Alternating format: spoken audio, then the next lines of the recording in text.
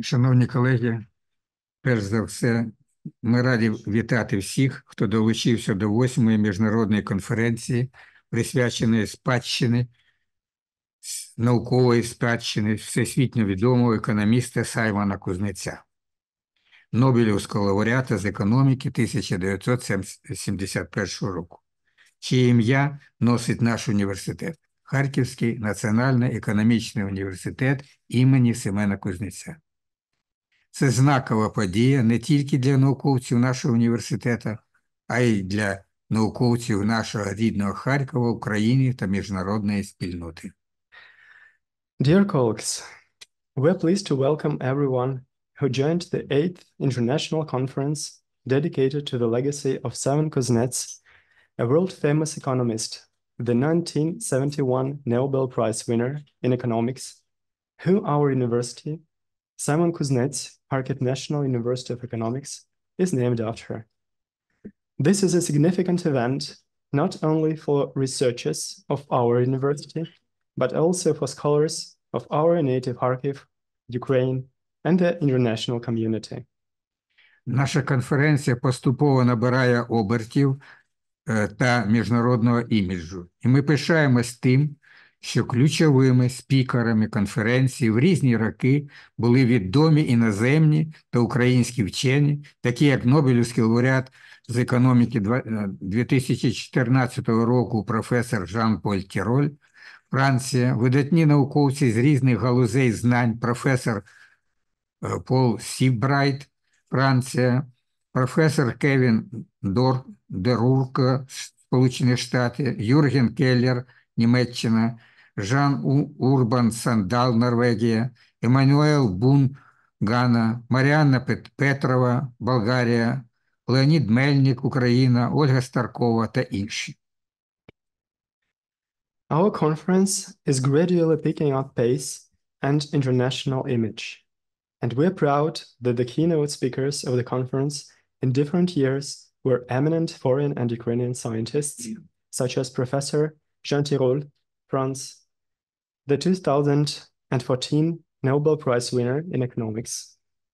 Outstanding scholars from various fields of knowledge, Professor Paul Seabright, France, Professor Kevin O'Rourke, the United States of America, Jürgen Keller, Germany, Jean-Urban Sandel, Norway, Emmanuel Boon, Ghana, Mariana Petrova, Bulgaria, Leonid Melnik, Ukraine, Olga Starkova, Ukraine, and others. Сьогодні в нашій конференції приймають участь доктор філософії в галузі державної політики, старший економіст корпорації РЕНД, професор політичного аналізу Вищої школи РЕНД Гарвард Шац, професор Оксфордського інституту старіння населення Марк Крістофер Девіс, Річард Гріфіс, виконавчий директор Інституту культури, співпраці та менеджменту технологічного Інституту Флориди США. Наша конференція сьогодні проходить в форматі круглого столу під назвою «Глобальні трансформації та стійкість розвитку, співробітництва, наука, освіта, технології», що за проблематикою дискусії дійсно віддзеркалює проблеми та виклики сьогодення. The participants of our today's conference include Howard Schatz, a doctor of philosophy and public policy, a senior economist at the RAND Corporation, a professor of policy analysis at the Pardee RAND Graduate School in the United States of America, Mark Christopher Davis, professor at the Oxford Institute of Population Aging, Great Britain, Richard Griffith, executive director of the Institute for Culture, Collaboration, and Management of the Florida Institute of Technology, the United States of America. We're holding our today's conference in the form of a roundtable discussion on theme Global Transformations and Sustainable Development, Cooperation, Science, Education, Technologies, which, along with other topical issues, reflect current problems and challenges of our time. Глобальні трансформації головним чином характеризуються, зокрема, переходом до ринку сировини, від ринку сировини до ринку послуг та технологій, неоіндустріалізацією, що супроводжується формуванням новітньої індустріальної моделі, представленої високотехнологічними структурами, цифровізацією світу людей і світу речей, створення розумної економіки на нових технологічних засадах, завершенням доби вуглеводного палива, зміни структури енергетичних балансів. Global transformations are mainly characterized by transition from the market of raw materials to the market of services and technologies, neo-industrialization accompanied by the formation of the latest industrial model represented by high-tech structures, the development of digitalization of society, which implies new grounds for the advancement of our today's world. The end of the era of hydrocarbon fuel changes in the structure of energy balances. Зазначені характеристики демонструють тісний зв'язок економіки з технологічною і екологічною парадигмами розвитку сучасного світу.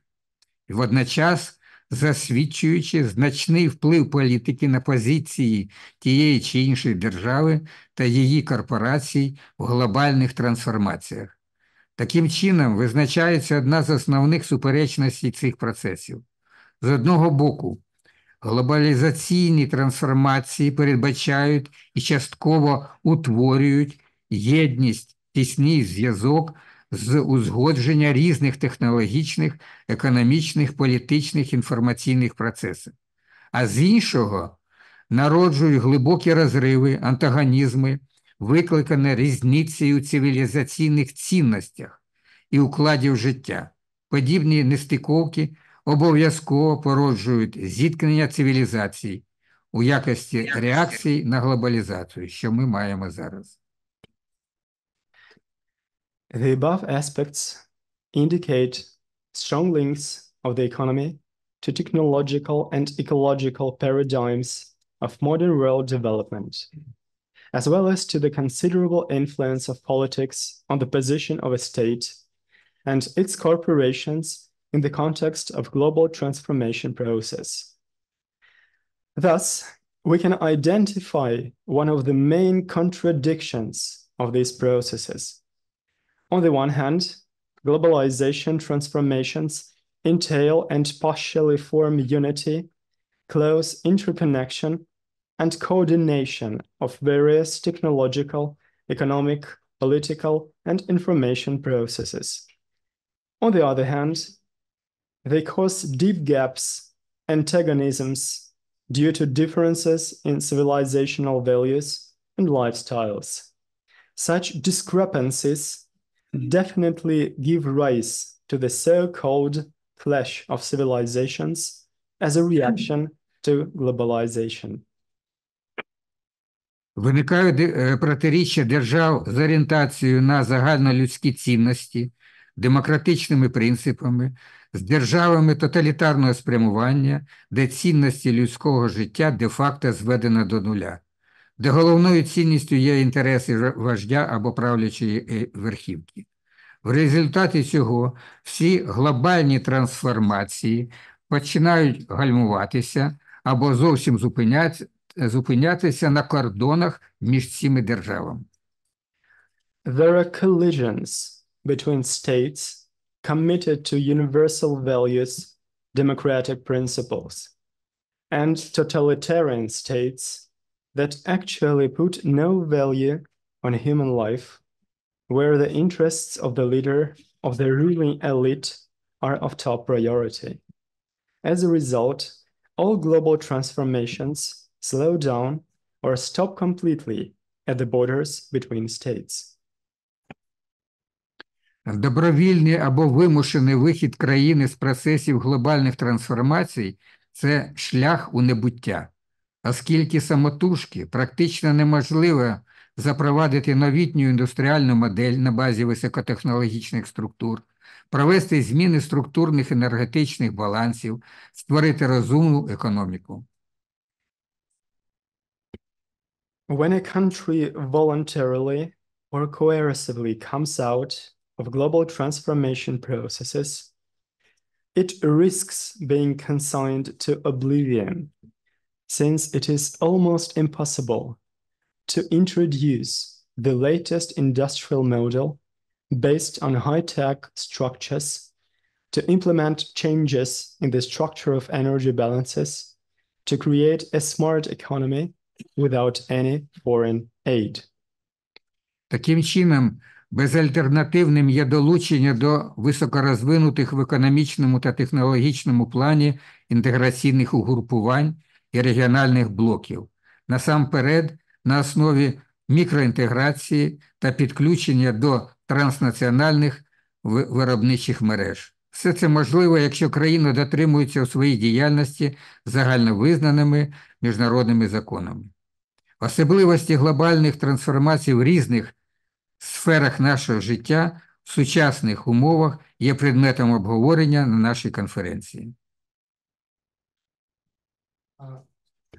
Therefore, there is no alternative to joining economically and technologically advanced integration groups and regional blocs, primarily on the basis of micro-integration and connection to transnational production networks.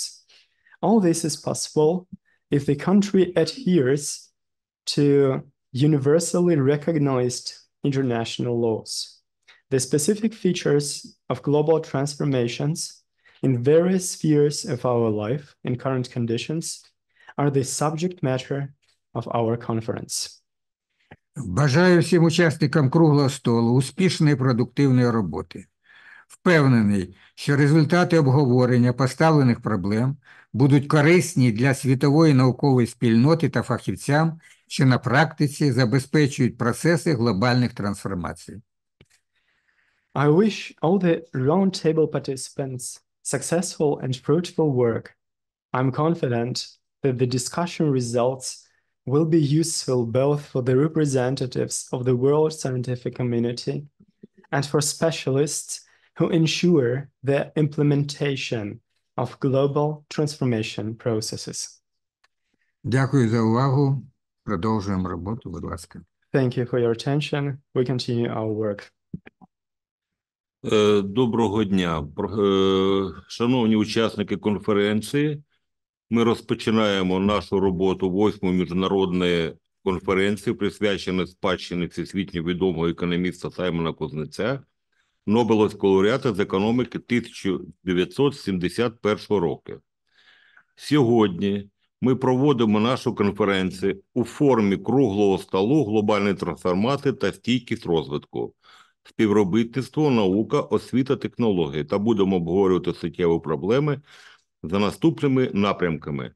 Економічний розвиток в умовах багатоаспектної невизначеності, тренди в освіті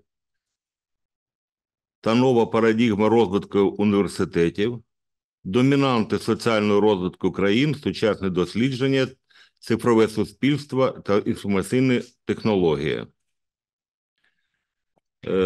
Далі. Dear participants of the conference, we're starting the work of the 8th International Conference dedicated to the legacy of Семен Кузнеця, the world-famous economist, the 1971 Nobel Prize winner in economics. We're holding our today's conference in the form of a roundtable discussion on theme Global Transformations and Sustainable Development, Cooperation, Science, Education, Technologies. And we will discuss important issues in the following areas. Economic development in the face of multidimensional uncertainty, trends in education and a new paradigm for university development, dominance of the social developments of countries, current research, digital society, and information technology. Перед тим, як розпочати нашу конференцію, ми хотіли б зупинитись на деяких організаційних моментах. Задля проведення дискусії питання до доповідачів можуть бути поставлені учасниками конференції, які присутні в аудиторії шляхом підключення мікрофону, учасниками конференції, які працюють у режимі онлайн, шляхом реакції «піднята рука» або використання чату конференції. Шановні колеги, ми переходимо до пленарного засідання нашої конференції. Before starting our conference, we would like to specify some organizational points. In order to hold a discussion, the speakers may be asked questions by the participants present in the conference hall by connecting a microphone, by those working online through the raised hand reaction or using chat. Dear colleagues, we proceed to the plenary session of our conference.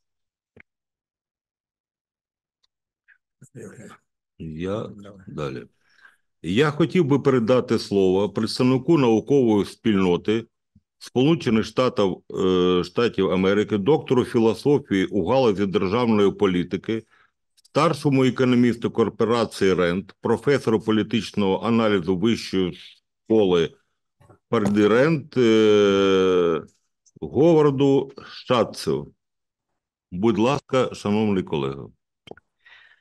I would like to give a floor to Howard Schatz, a representative of the US scientific community, a doctor of philosophy in public policy, a senior economist at the RAND Corporation, a professor of policy analysis at the Pardee RAND Graduate School.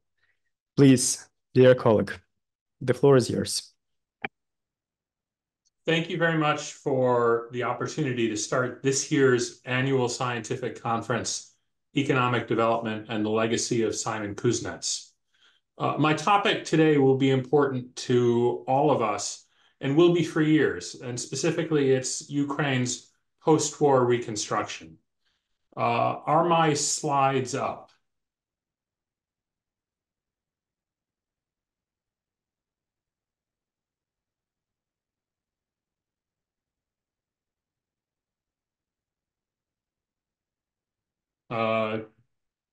Can you hear me?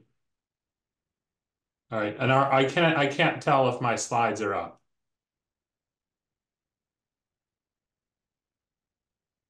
Good. Thank you. Very good. Thank you. And I can see the slides. Okay.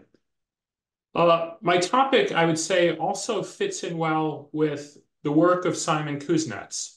In his Nobel Prize speech, he noted that modern economic growth requires institutional and ideological adjustments.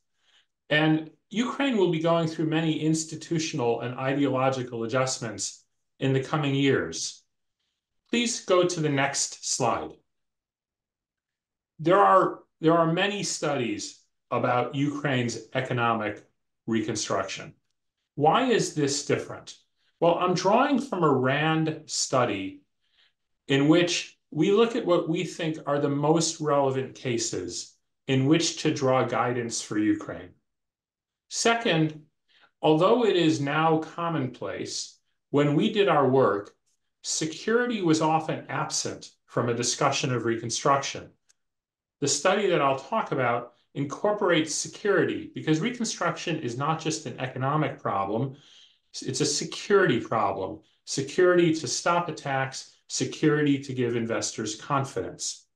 Finally, the team is a bit different, and I want to talk about who wrote this report.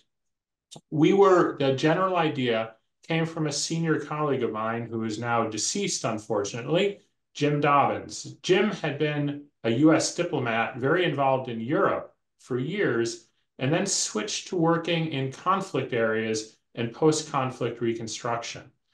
Our second colleague, another diplomat who had worked on economic transition in conflict areas, Charlie Reese, and had been a US diplomat in Europe as well.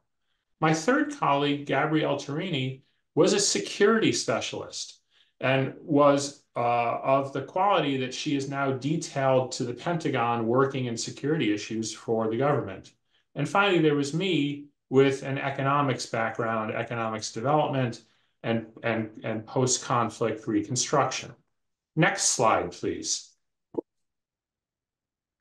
Today, I'll be going through what we learned from previous relevant cases. I'll start with the challenge, talk about what we learned from previous relevant cases, talk about financing Reconstruction, organizing Reconstruction, talking about what the US government should do, and then talking about security. And I want to talk about what the US government, because first of all, that's what our report was aimed at. But second, the US will be an important player. And I think it's important for the rest of the world to know how the US might structure it, or how we recommend the US structure its participation in Reconstruction. Finally, it could provide guidance for how other countries approach this. Next slide, please. What challenge are we facing? Well, this is probably all well known to you, but this is likely to be the largest post-war Reconstruction event since World War II.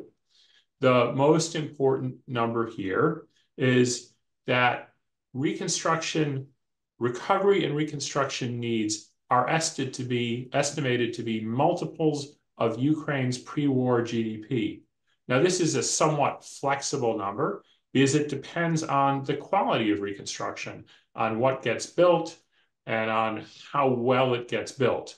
But for now, we're looking at a total of about $486 billion in market prices as of the end of last year, compared to Ukraine's 2021 GDP of only $200 billion. So a very costly endeavor. Next slide, please. Another part of the challenge is that Ukraine has had, since independence, 30 years of unsatisfactory economic and political development. It has been the poorest country in Europe, lowest productivity, and the lowest growth. I want to emphasize the comparison group, because this is something that makes Ukraine quite different from other Reconstruction events we've faced. The comparison group is Europe. Our approach was to say that we need to think about this in terms of European cases. Ukraine is a firmly European country, and we want to enhance that. Next slide, please. The third issue is how to organize this. This is going to be very difficult to organize and run. There will be many players involved. Our conclusion, and I'll talk more about this at the end, is that without a doubt, Ukraine will need to set the priorities. Nobody knows better what is needed in Ukraine than Ukrainians. But leading this effort internationally should be joint, and that should be the United States leading on the security portfolio, and the European Union and the rest of Europe leading on the recovery and Reconstruction portfolio and providing the funding, all bolstered by conditionality and coordination. That's the challenge. Please go to the next slide. Let's look at relevant cases. So when we started this work in 2022, the discussion in the United States was about Iraq and Afghanistan. And our response was no. Iraq and Afghanistan are not relevant to the Ukraine case. Ukraine is a European country, and Ukraine Reconstruction fits in Europe's 75-year history of recovery, reconstruction, and reintegration. And so let's look at those relevant cases. We start with the Marshall Plan, right? What was the Marshall Plan about? 4 years, it was actually funding for 3 years, from 48 to 51, but it ended in June 52. A modest amount of money. At the time, it was large, but only 1.4% of US GDP, only 2.6% of the 16 recipients' GDP. And it had very specific goals. They were all related to governance and economics. One was to expand European agricultural and industrial production. The second was to put governments on a sound financial footing. And the third, very important aspect, was to foster international trade and connectivity. In fact, the original plan put forward by the Europeans to the Americans was rejected by the Americans because there were too many trade barriers, too many quotas. The United States was focused on exports and connections within Europe and to the rest of the world. Next slide, please. It worked very well. It gave governments the opportunity to balance their budgets and stop high inflation. It opened the way for market forces to operate. It bought labor peace. It spurred growth, and by giving governments room to spend money, there was very little labor unrest for 2 golden decades of Europe's growth. Just as important, it was accompanied by NATO. NATO was founded in 1948, the Marshall Plan in 1948, and that extended the security guarantee to Europe, gave investors confidence. As well, the US worked very hard to build bipartisan support within our country. Next slide, please. We then go to the next episode, somewhat post-war, Central and Eastern Europe in the 1990s. Once again, we had external financial support, and there were 3 types of reforms needed: stabilization, liberalization, privatization. What was different about this than many other post-war reconstruction activities was this had a firm political dimension. It was expected that reforms of all the countries would move in a democratic direction. And the EBRD, the institution founded to support this, had a mandate or focused on countries that were moving in a democratic direction. Next slide, please. One of the big reasons that this worked was that, again, came back to connectivity. In fact, the reforming countries in Central and Eastern Europe strategically sought the benefits of integrating with Western Europe. They, in some ways, led the way for what started with the Europe agreements and then became accession to the European Union. This linking to Europe generated enormous financial benefits in terms of financing of reconstruction. Trade expanded rapidly, foreign direct investment expanded rapidly. And in fact, in some countries, more than half of external finance was private foreign direct investment. Next slide, please. Our final episode in Europe is the Western Balkans after the violent breakup of the Soviet Union, of Yugoslavia, right? Once again, we had countries with macroeconomic imbalances, countries that needed to go through sectoral reform and institutional reform. And once again, we had NATO involvement, a security involvement, 100,000 NATO peacekeepers at one point, many of whom are still there, or some of whom, there are still NATO peacekeepers there. As in other events, initial financial assistance was for emergency aid, and then repair and rebuilding of infrastructure and economies. This has not gone as well as previous reconstruction events, and yet each country has consolidated the peace for the most part, rebuilt economies. Economic performance in the Western Balkans is on par with peers now. Next slide, please. What do we draw from these European cases, the cases that are most relevant to Ukraine? Well, first, in each case, starting reconstruction took time. There was a gap between the settlement of the conflict and the start of reconstruction. The goal with Ukraine is to minimize that time, to get plans in place first. Ukraine is doing an excellent job of that. The rest of the world, not as much. Each country faced high inflation, needed stabilization. Each country benefited from aid, and aid gave the opportunity to take risks and create conditionalities that drove countries towards reform. In addition, financing came from within each country. In the Marshall Plan, the 16 countries provided financing. Even in the case of Japan after World War II, considerable financing came from Japan. Next slide, please. There was a strong reliance on market mechanisms, especially international trade, and there were considerable reforms in each country to attract foreign direct investment. Finally, security was involved. I keep talking about security, but this has been neglected, and it's an essential part of successful post-war reconstruction.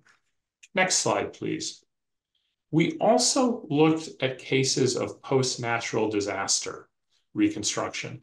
The relevance here is that very often countries or areas that face natural disasters, such as hurricanes, face them again and again and again.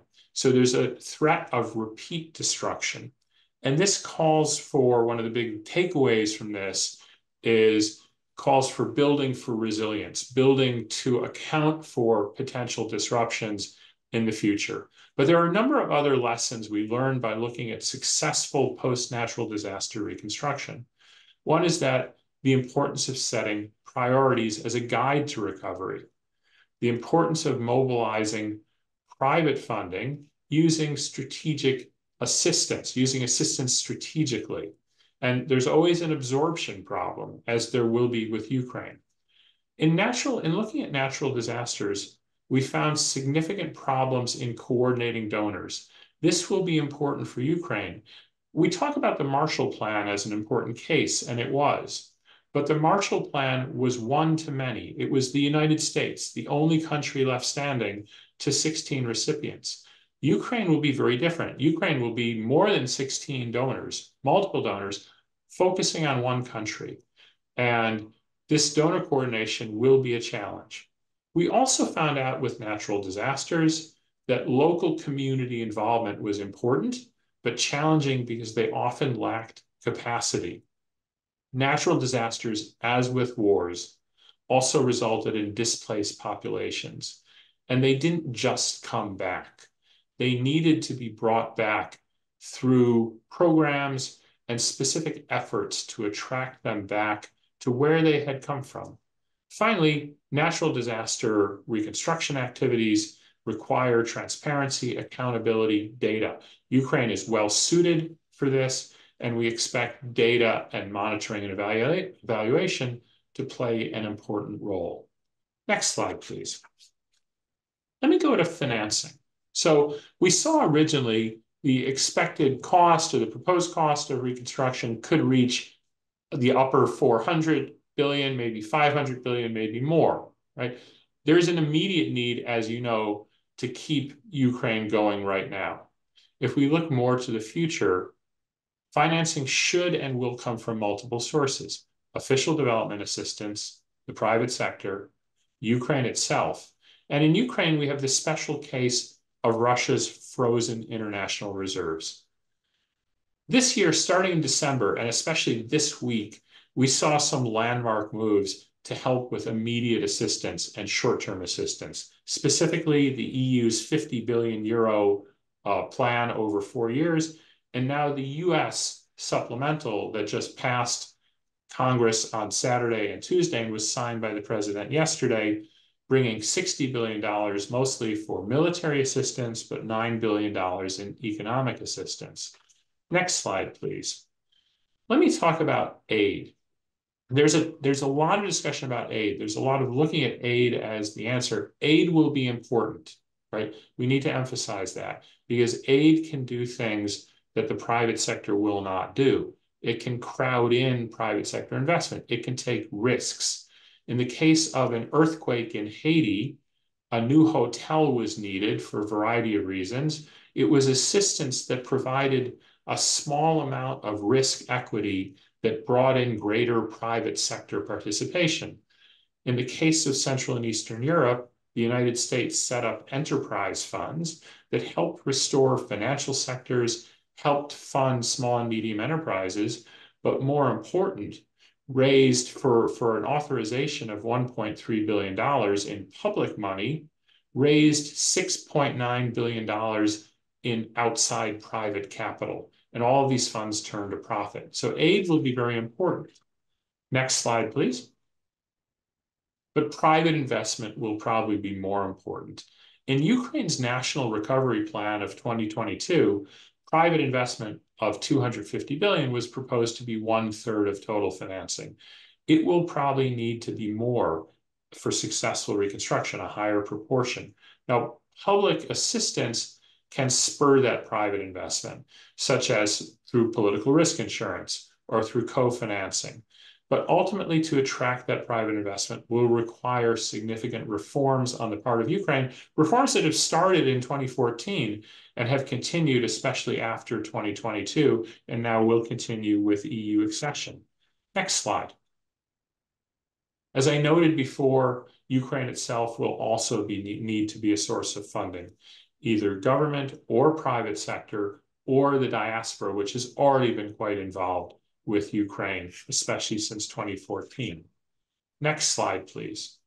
Finally, for financing, we get to Russian sovereign assets.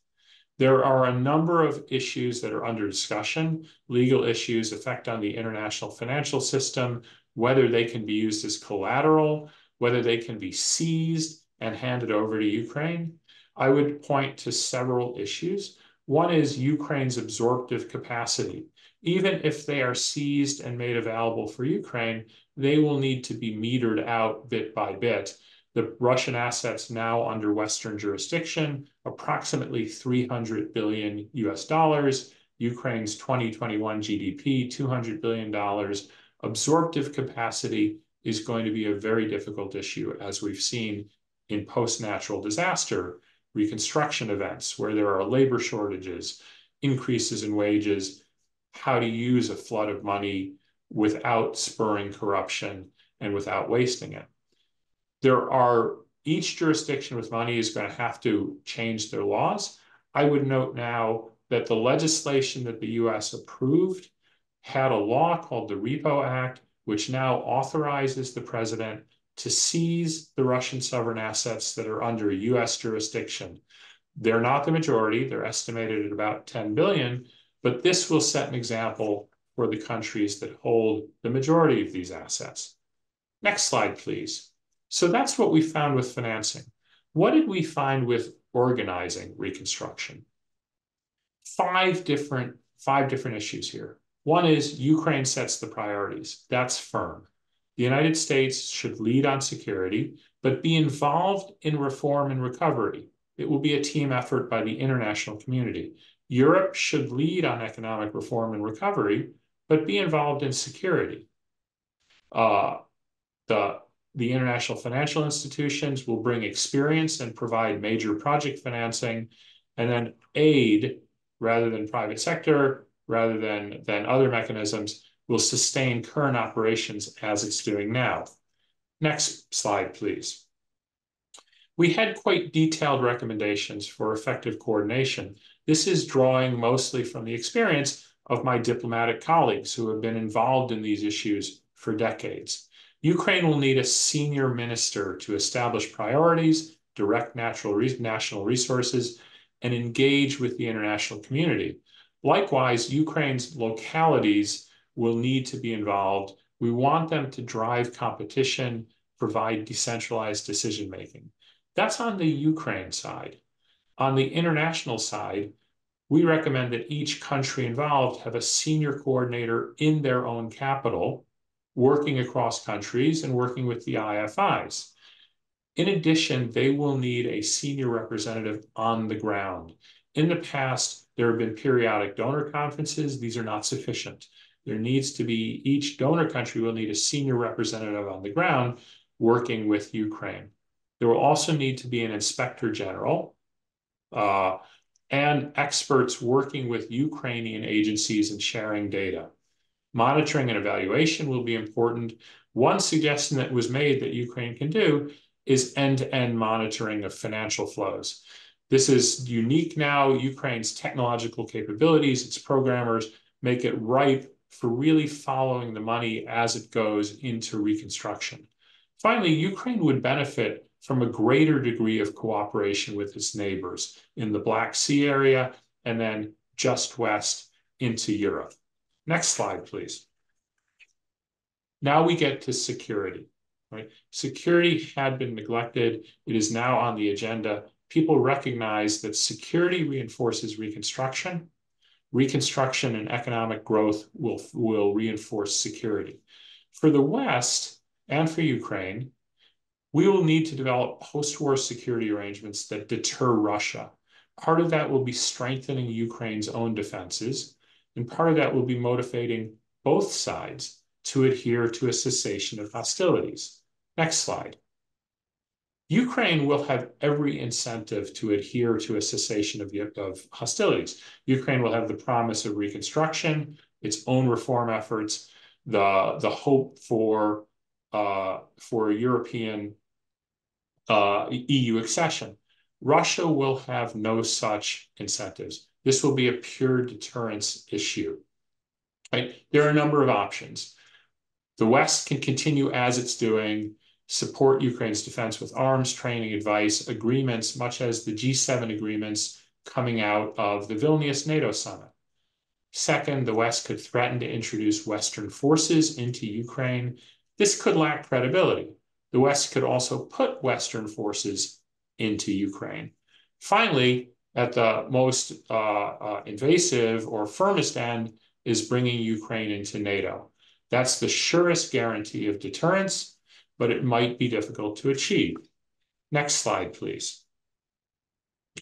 What are we looking for with post-war security arrangements? We want arrangements in which both sides value over conflict. Right now, our only choice is binary.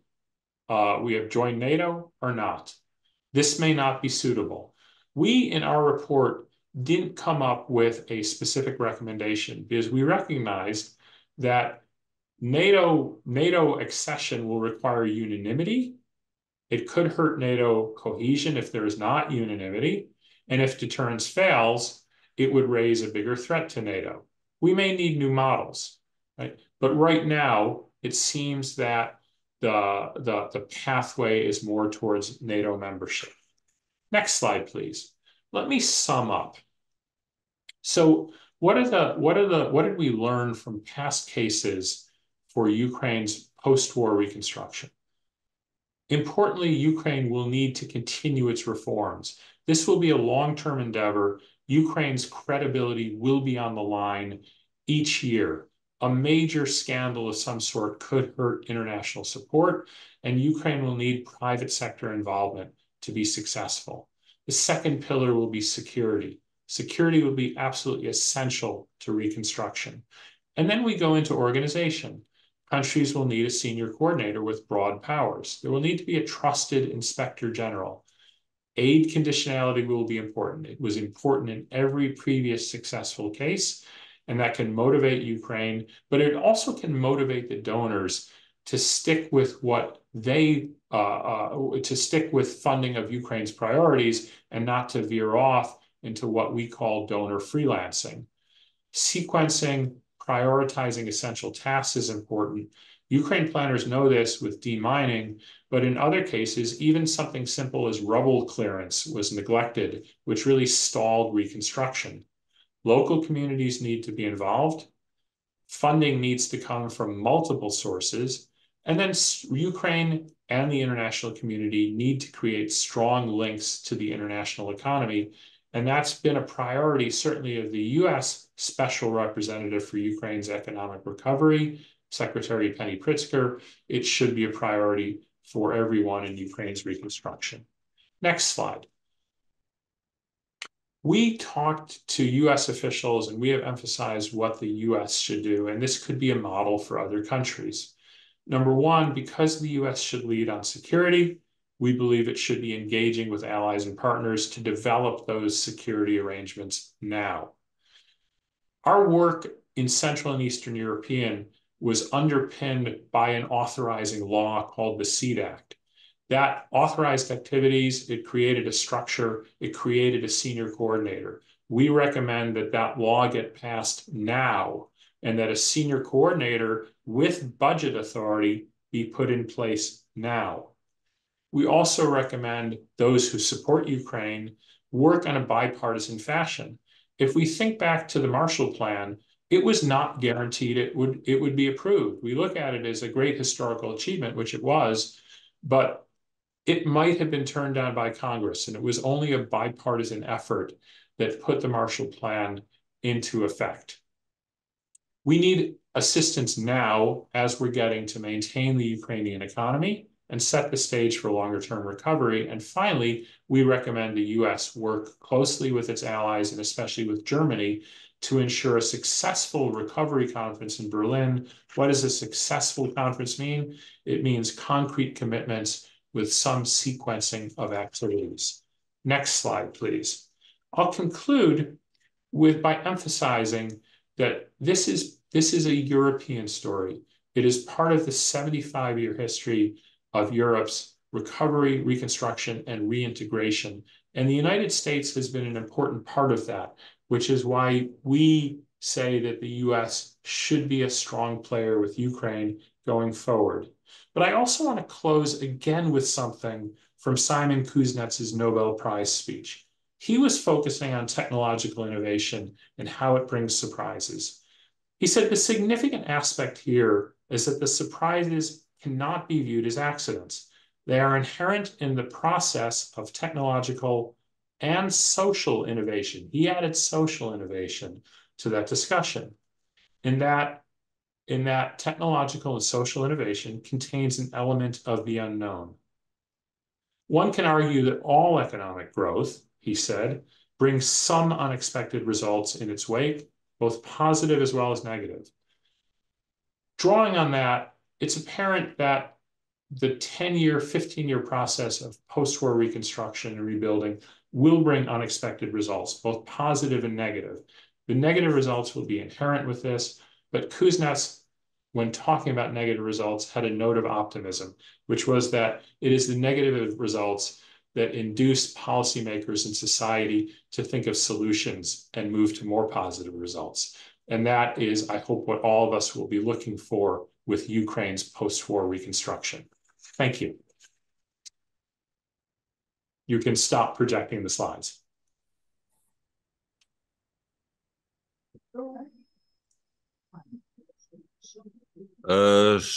Шановні колеги, чи є запитання до доповідача? We would like to thank distinguished professor for such a comprehensive report. Thank you very much. And now, dear colleagues, do you have any questions to the speaker?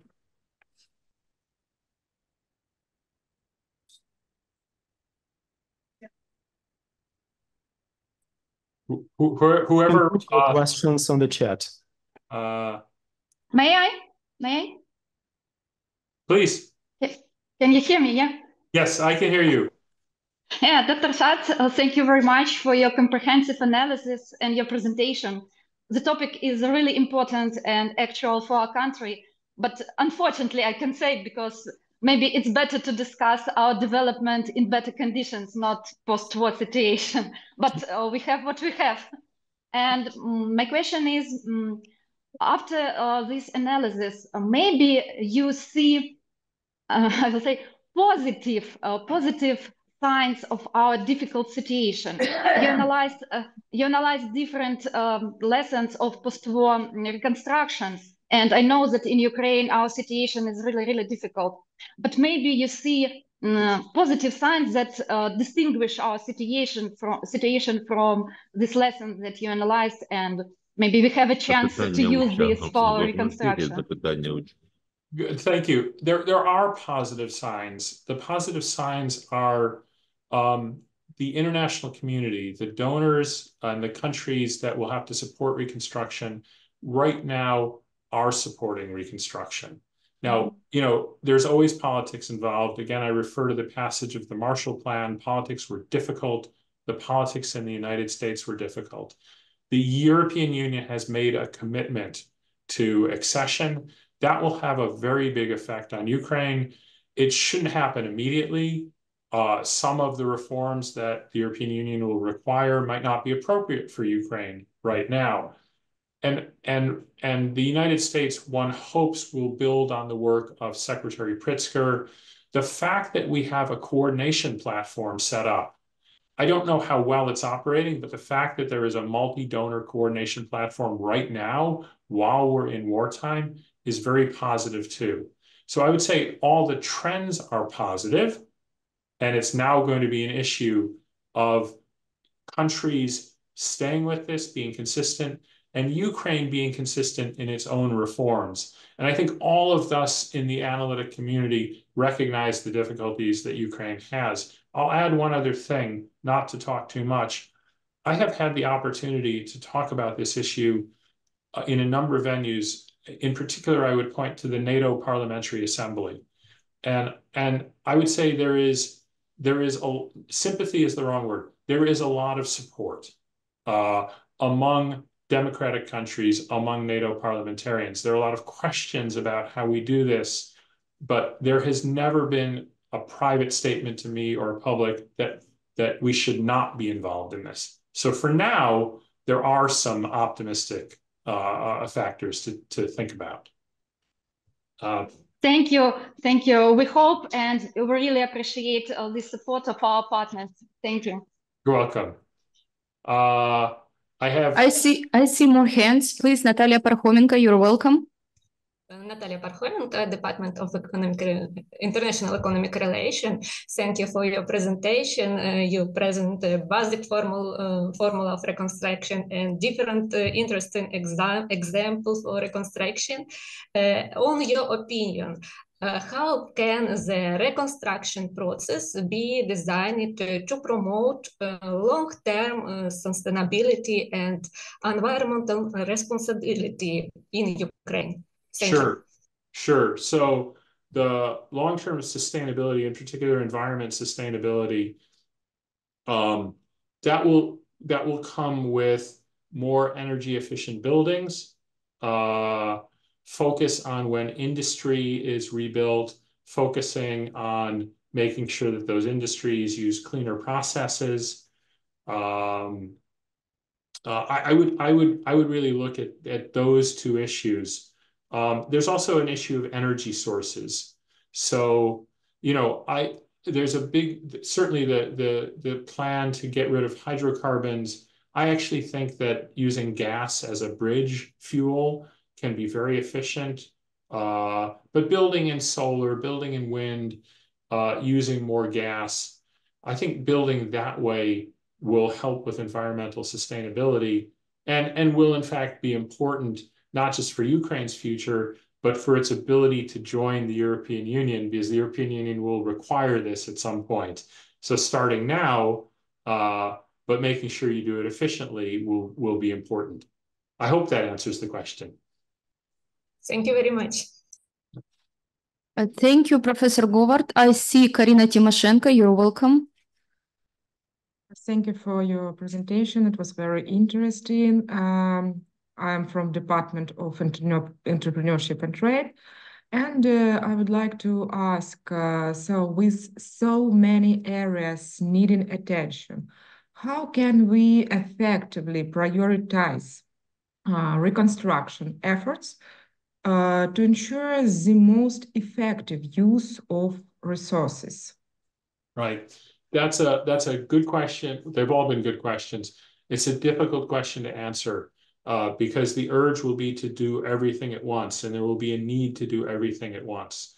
I would say, and this will be ultimately Ukraine setting the priorities, but I would say if we look at a couple different bins, one is really basic, boring things, rubble removal, demining of the most important agricultural areas, things that restore the economy.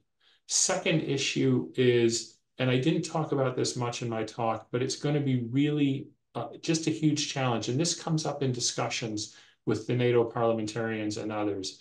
And that's bringing back the refugees and resettling IDPs. And I think, you didn't ask this, but I do want to put it on the table. I think this is going to be, the refugees are going to be a big challenge. And that's going to take a lot of cooperation with Europe too, because they're establishing lives, their children are going to school, and in some ways, some European countries would like to retain them, I think, given Europe's own demographic issues. But how do you bring back the refugees? Well, you need housing, you need schools, you need medical services, some basic level. So specific programs to bring back refugees, I think, are very important. And then international connectivity. And that's something it's been something of a priority for the United States. things that get trade and investment going. Those are kind of the big reconstruction movements within the Ukrainian government. We've seen in every case, there will probably need to be a stabilization effort to make sure that we don't have high inflation and the budget is balanced. But those are the key things that I would focus on. Others may have a different list. And so these priorities are going to have to come out of a discussion between Ukraine and the donor community, but more important, within Ukraine. Thank you. I understand a lot of work still ahead. Thank you. Yes, exactly right. Thank you, Professor Говард. Irina, you're welcome. I see your hand. Yes, thank you so much for your presentation. Thank you so much for your support. So what do you think? How can the Ukrainian public be effectively involved in shaping the reconstruction effort to ensure that it reflects their needs and priorities?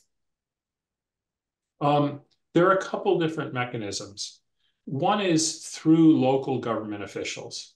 And the challenge of working through local government officials is some local government officials may be deployed to the war. They may have been injured. They may have been killed. There's also a capacity issue. Localities often don't know enough about how to plan projects. But this is a call for international training, for capacity building. And so local governments need to be involved. There's also the second kind of pillar of reflecting what Ukrainians want is civil society organizations. They're not a complete cure for this because civil society organizations, some of them are very good. Some of them don't really represent anybody except for their founders' views. And so they're not necessarily very democratic. So they're not a complete cure.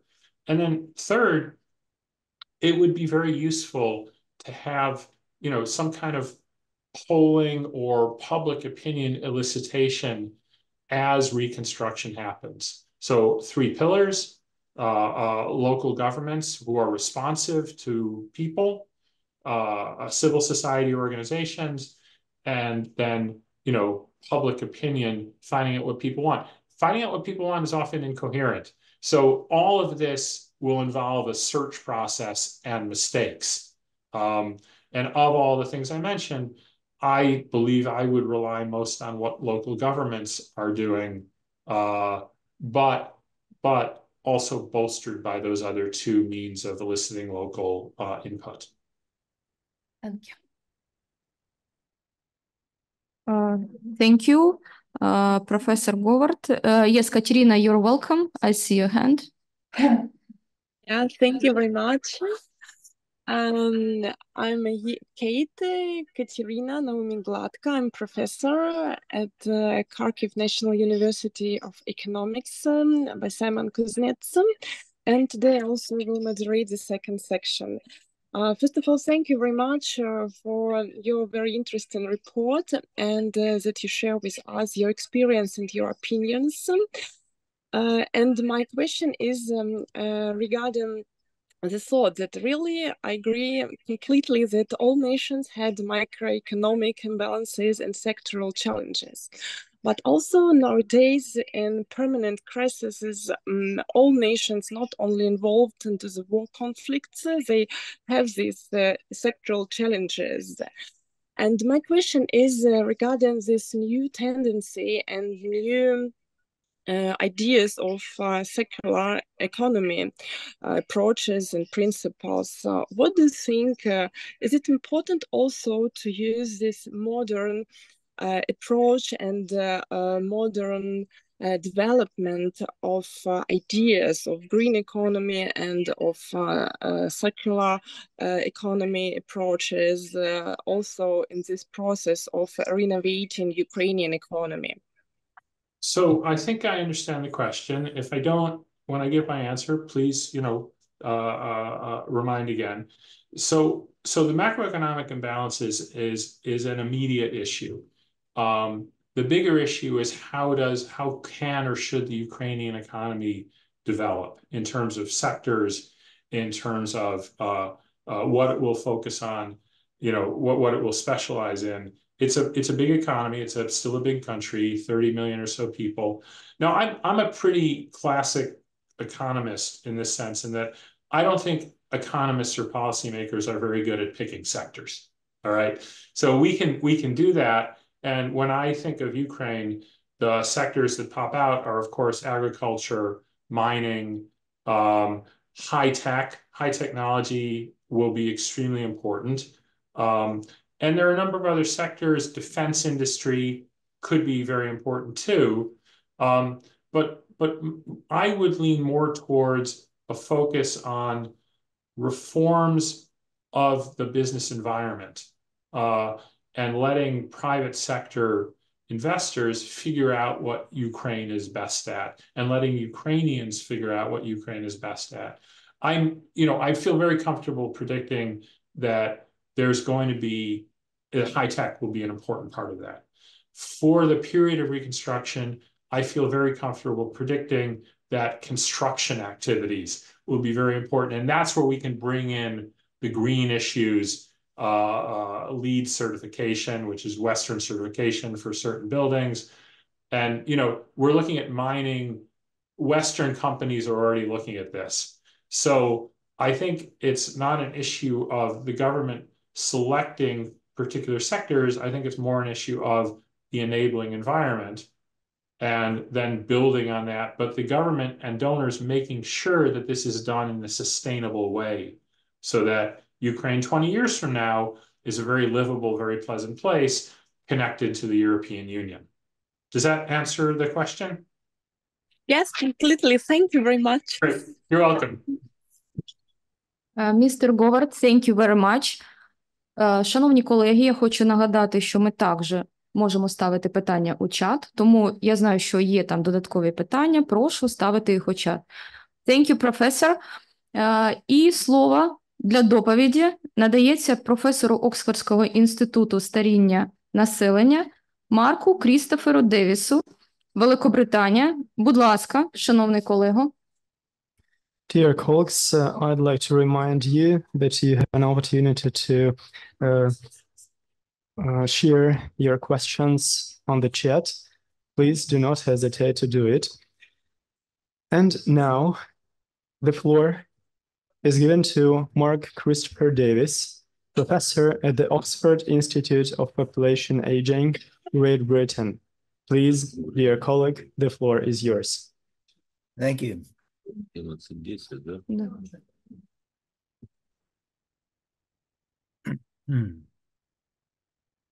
And could you load my slideshow, please?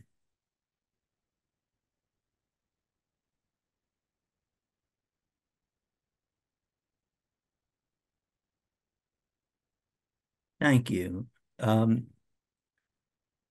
Yes, I'm delighted to have this invitation to address conference in Kharkiv. I'll be talking about my own work, but in light of the fact that this is being held by the Semena Kузнеця University, I did want to begin by talking about some of the parallels between the work of my supervisor at Cambridge University many years ago, Richard Stone, who won a Nobel Prize, and Semena Kузнеця. And I'll also talk about influences on my work of János Kornai. Do I control these slides or should you change them? I think, next slide. Thank you. Good. So once I got the invitation, I realized that there are a number of coincidences related to my participation. And the first is that I am approaching the 50th anniversary of my visit to Kharkiv in 1974 on my first trip to the USSR for a tour of medical facilities in Ukraine. So I'm delighted to be back, at least virtually, in Kharkiv. Then, as I mentioned, there are similarities between the research of my PhD supervisor, Professor Stone, and Semena Kузнеця. I'll talk about that.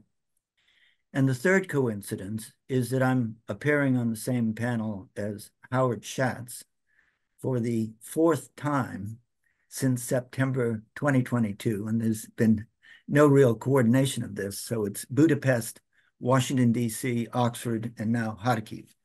And as usual, Howard's delivered an excellent talk, and I learned much from it. Next slide, please. So the structure of my presentation is first the comparison between Semena Kузнеця and Richard Stone. Second, what are the concepts that I've used in my research over my lifetime?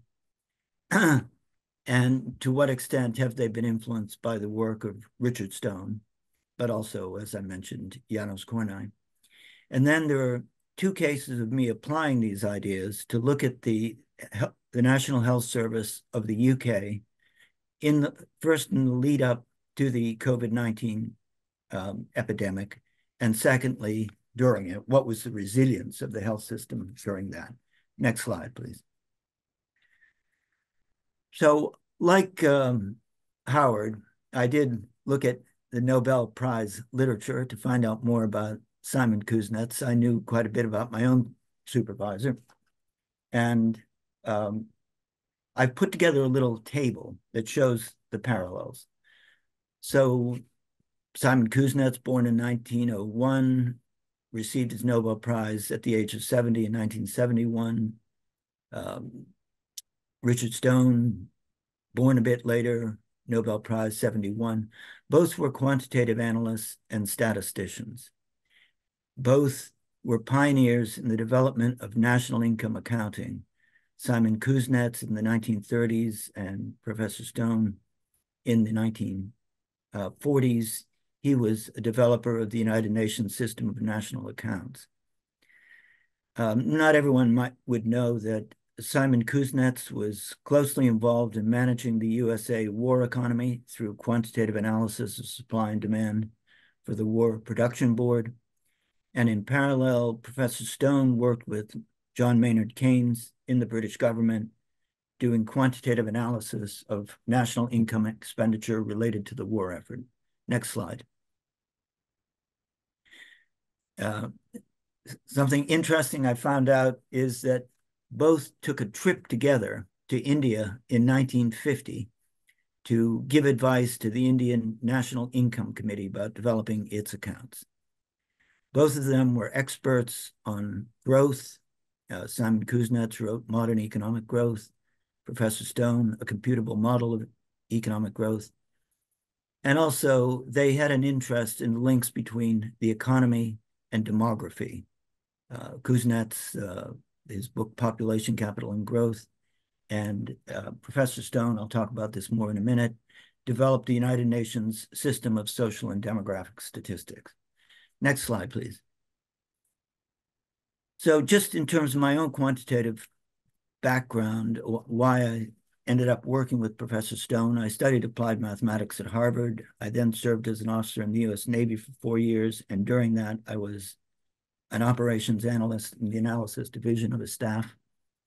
I wrote an MSc while I was in the Navy on cybernetics in the USSR, and then was at Cambridge in 1973 to 78, working with Professor Stone, who's my dissertation supervisor. Next slide, please.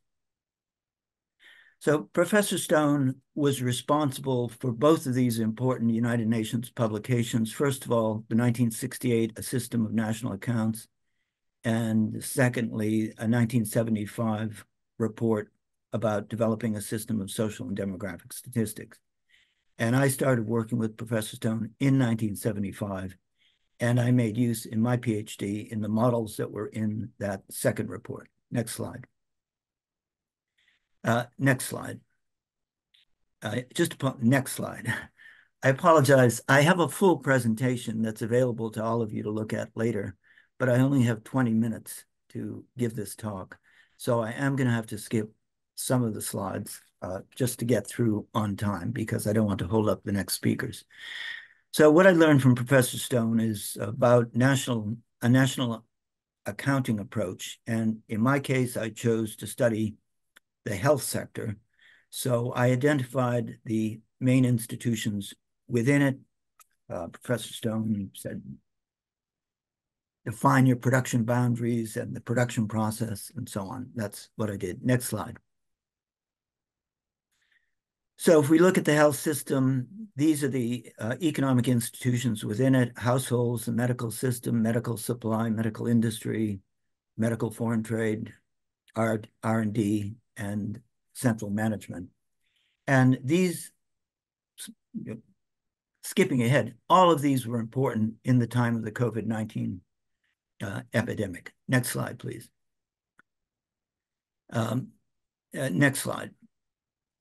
So in addition to the institutions, there is also what can be called a health production process. And this was studied by several important authors at the time I was writing my PhD, and the ideas have stuck with me throughout it.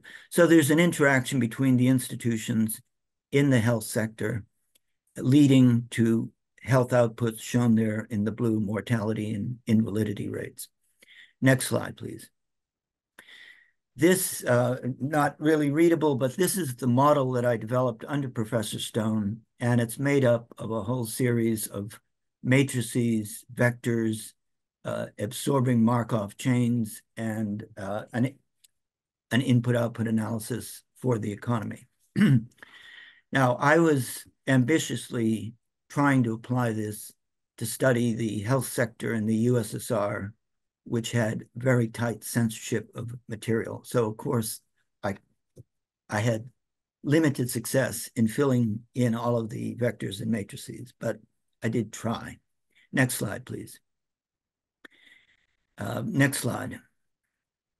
So in terms of my background studying the USSR, I was fortunate to be able to go to Moscow State University for a year in 1976-77 through the USA-USSR postgraduate exchange program.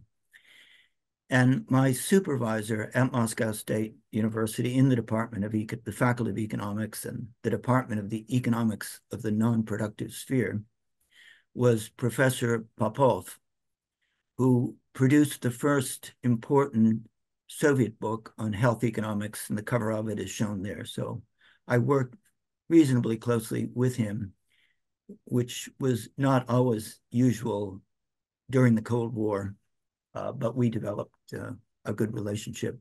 And then in subsequent years, I did return to the USSR and Russia to continue my health economics work. Next slide, please. Now, I just wanted to show you an empirical development related to my work. I showed you my model. I was trying to get as many statistics as I could, working in the Lenin Library.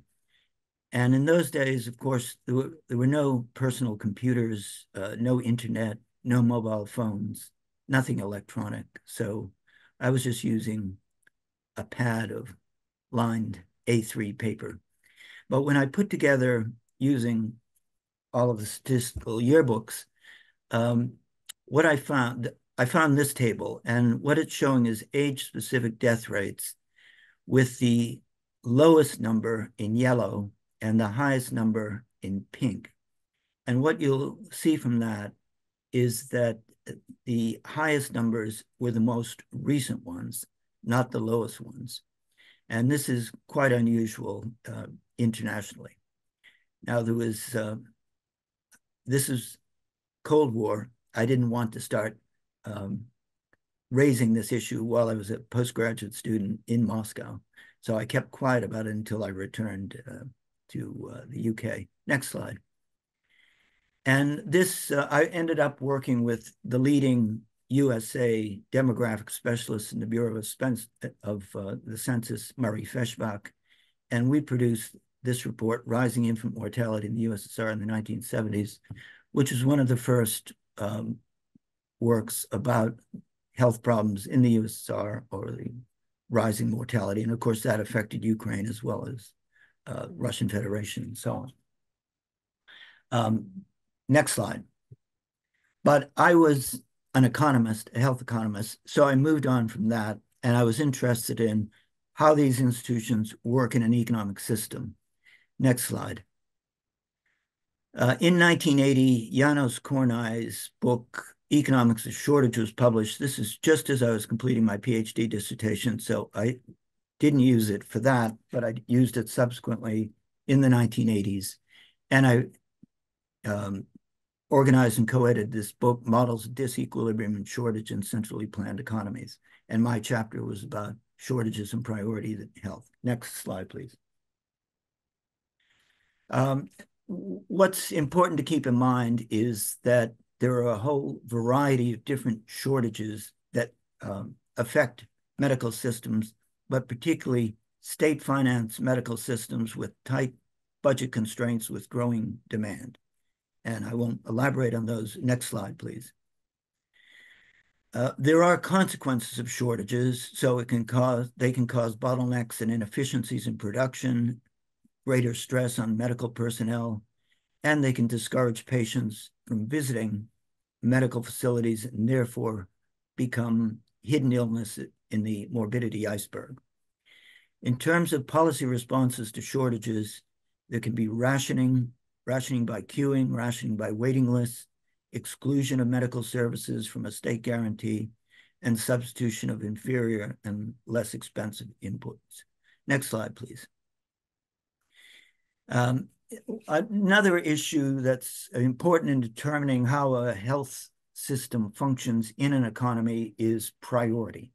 And by the mid-'80s, I was beginning to study economics of defense in the USSR. That, of course, was a high priority branch, and health was a low priority branch. And in the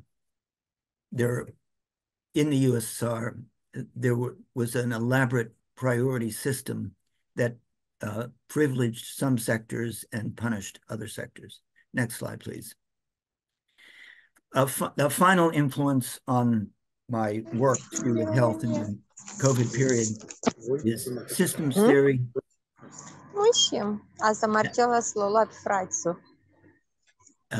Systems theory. So I mentioned my thesis was on cybernetics, and after the global financial crisis, the OECD explored using cybernetics and systems theory and modeling. And so I decided to use that in my work. Next slide, please. So this diagram is just showing what happens. A system going from the left is in normal operation. There are perturbations, but then a shock comes along, pushes it beyond its normal tolerance limits. Special measures have to be introduced. It gets it back down to normal operations, and then there could be another shock. Next slide, please. Now, turning to health, and I believe I've done 11 minutes, so I have some time to go. The first question is, what was the readiness of the UK National Health Service for the COVID-19 epidemic? Next slide, please. So if we look at what was going on in the UK in the lead up, and I'll make a point, these are somewhat universal trends. It was, you could find much the same in Ukraine or other countries, Germany and so on. In terms of demography, there was an aging of the population. With respect to epidemiology or illnesses, the focus of medical systems was on non-communicable illnesses, that is cardiovascular disease, stroke, cancer, and so on. For developed countries, infectious diseases were not really that significant. There was a substantial demand for medical care. I'm focusing on the UK. That's a state budget financed system like the one that was in Ukraine in the old days. So there was substantial growth of demand for treatment of non-communicable diseases. But what was happening in the UK and in other countries is that after the global financial crisis in 2008, there were tightening constraints. So the rate of real health expenditure in the UK slowed down at a time of rising demand. Next slide, please. And I will skip the statistics. You can look at them later. Next slide, please. It is important that there was also a changing priority of the UK National Health Service And I don't want to be too crude politically, but essentially in the early 2000s, the Labor government was in power and it had a relatively high priority of health. Then the conservative government came in, and that also interacted with the global financial crisis and resulted in a lower priority of health among national demands. Next slide, please. Continuing the discussion of what was going on, medical technology is of increasing importance in health services, but because of the low health share of GDP in the UK, underinvestment, the UK was relatively backward compared to Western Europe in terms of machinery, medicines, and medical inputs. There were, in the 2000s, there were intensifying shortages related to medical labor, technology, facilities, and medicines. And as a result of this, there was growth in unreported illness, that is, patients were discouraged from presenting their symptoms.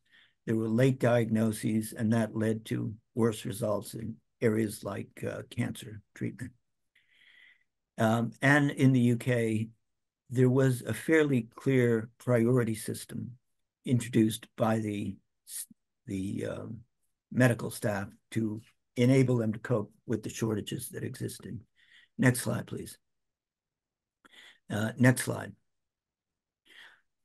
This is a table, sadly, that you can't really see that clearly, but it was my attempt to assess as objectively as I could the readiness of the UK health system for the COVID-19 epidemic. And there were a variety of categories of readiness that I looked at, and I rated each category from 1, meaning not ready, to 5, meaning excellent. And what I found after looking at all the evidence, and I have been studying this for 50 years, so I have good knowledge, I gave the UK health system pretty consistent ratings of 2, meaning substandard by West European standards in being set for the COVID-19 epidemic. Next slide, please. Now I'm turning to the COVID period. I have 4 minutes to go, and this is going from readiness to resilience. So there is a shock. How resilient was the health system in the UK to that shock? Next slide, please. And just to go back to Stone and my early work, I'm just showing you that all of the institutions, the medical institutions in the health sector that I discussed earlier, played important roles in enabling or preventing the UK health system from coping with the COVID shock. For example, the UK, like most of Western Europe, outsourced a lot of its industry to low-income countries, People's Republic of China, Indonesia, and so on. And what that, and India for vaccines, what that meant when COVID came along, there was a lack of capacity within the UK, even though it had been a major industrialized country. Next slide, please. I developed a different diagram showing the health production process in the COVID period, which is shown in this diagram. And it's something you could study later, but basically illness was presented, but it was a new type. It was infectious diseases. There was limited capacity, severe shortages, and all of this resulted in high death rates, high disability rates subsequently. Next slide, please. So during the period 2020 to 2021, there was, of course, a high share of the elderly in the UK population. They're the most vulnerable to COVID-19. The development of the infectious diseases like this was unexpected, so the medical care was completely unprepared in terms of its physical, its capital stock, training of people, the availability of specialists. There was a substantial growth in the demand for medical care, but in specific areas, particularly as they related to COVID, and then a reduced demand in traditional medical services like heart disease, cancer. Next slide, please. And this is showing diagnosed cases of COVID over the first two waves. Now, one of the reasons it's so low in the first wave is that there weren't the right diagnostic capacities to measure it. But you can see there was a surge in illness. It went down again. There was a recuperation period, a phase of perhaps readiness, and then a second wave. Next slide, please. And this resembles, as you can see, the diagram that I showed you earlier about how a system is affected by a shock, gets out of control. There need to be remedial policies, and then it gets back in order. Next slide, please. Priorities changed quite substantially in the UK in the COVID period. So much higher priority to infectious disease, low priority to non-communicable diseases. I mentioned before that the UK was backward relatively in technology, and this became quite evident in the COVID period. Next slide, please. Next slide.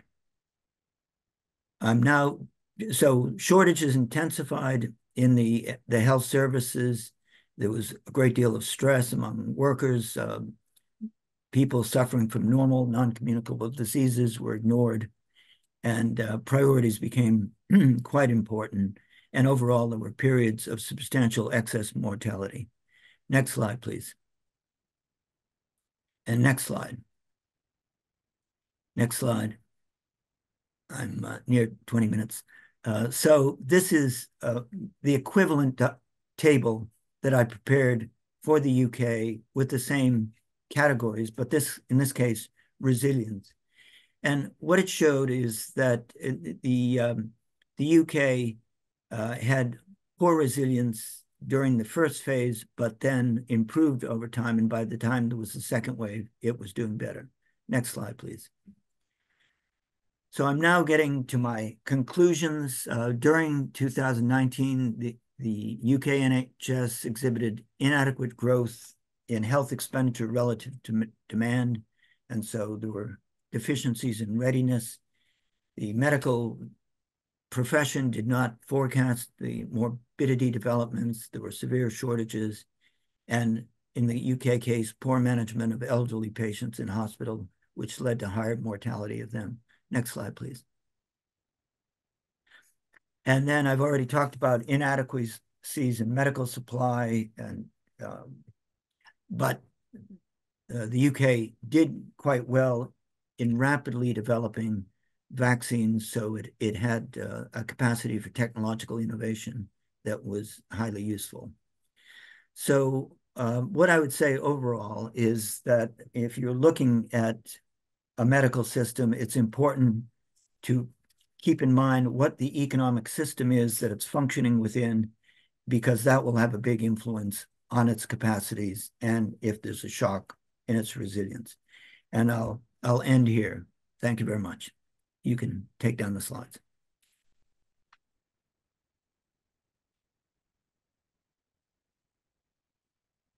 Good. So if there are any questions, please let me know. Шановні учасники конференції, чи є запитання до доповідача? We express our thanks to esteemed professor for such a profound report. Thank you very much. Dear participants of the conference, have you got any questions to the speaker, please? Yes, we have, if can. Dear conference participants, guests, colleagues, I'm glad to welcome you. I am Gavkalova Natalia, the head of Public Administration and Economic Policy Department, and it's a great honor for me to take part in the annual Scientific Semena Kuzneca conference. Dear Dr. Davis, thank you very much for such an interesting scientific report. The topically of it is so evident, but I have got a question to you. why the questions of shortages, priorities, and rationing in the UK National Health Service, especially actual during COVID-19 epidemic? Thank you. Well, if I could be honest about the development of my work, and my presentation was based on 2 articles that were published in a journal. I started working in 2019 on an article about shortages, priorities, and rationing in the UK health system, because I was noticing that they were becoming more important because of the reasons that I went through. That is, aging of the population, rapid growth of demand, but constraints on expenditure, which was then generating shortages, rising waiting lists, and so on. My article was completed in late 2019, submitted to a journal, accepted for publication in February of 2020. And we all know what was happening then. The COVID pandemic started. The editor then asked me to reorganize my article and cover the same topics, shortages and priorities and rationing, but show how they affected the readiness of the health system for the COVID. And then he asked me to write a second article to follow the same issues through the COVID epidemic. And of course, everything worsened. There were more shortages, more acute priorities, life or death decisions were being made, and there was substantial rationing. Not only rationing related to COVID, which categories of patients should get the ventilators or should get limited medicines or eventually be first in the queue for vaccines. But the priorities meant that patients suffering from cardiovascular disease, cancer, and so on became low priority and were not being treated, in part because of the fear of infection and so on. So I hope this makes it clear to you that these issues of priority, shortage, and rationing are quite important in health systems. And of course, this was true in Ukraine then. It's true now. And I think it's one of the reasons why I feel my presentation, the issues I'm covering, doesn't have the same direct relevance to Ukraine as Howard Schatz's reconstruction talk. But if I were to study Ukraine closely, I'm pretty confident that I would find that there are the same problems and processes that I discovered in the UK. Thank you. Thank you. Thank you, професор. Шановні учасники конференції, я б хотіла нагадати, що питання ми також можемо ставити у чаті. Dear participants of the conference, again, I remind you to put your questions to the chat as well. Шановні спікери, запрошую вас до продовження дискусії в чаті. І до виступу запрошую нашого наступного учасника. Це Еммануель Оріоль, професор економіки дослідницького факультету Тулузької школи економіки Франції. Пані Еммануель, запрошуємо. The floor is given to Emmanuel Oriol, professor of economics at the research faculty of the Toulouse School of Economics, France. Please, Ms. Emmanuel, the floor is yours.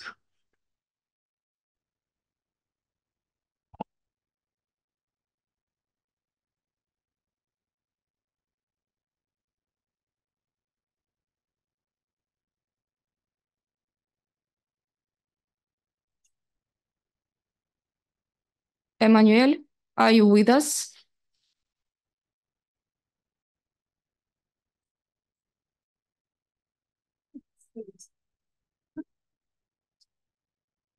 Ну, Я гадаю, може є якісь проблеми з підключенням, тому пропоную перейти до наступного спікера.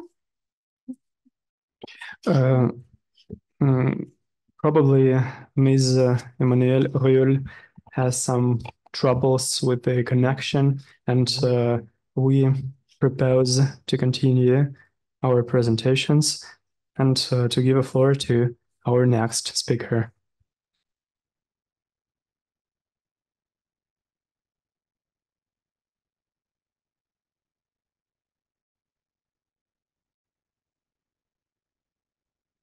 До виступу запрошується ректор нашого університету, доктор економічних наук, заслужений діяч наукової техніки України, професор Володимир Степанович Пономаренко. We're giving a floor to Volodymyr Stepanovich Ponomarenko, rector of our university, doctor of economic sciences, professor, honored worker of science and technology of Ukraine, Cavalier of the Order of Merit of the 3rd and 2nd degrees, Order of Prince Yaroslav the Wise of the 5th degree, corresponding member of the National Academy of Sciences of Ukraine. So, please. Так, шановні колеги, моя промова буде на тему проблеми та передумови модернізації мережі закладів вищої освіти. Розпочнемо, мабуть, з передумов.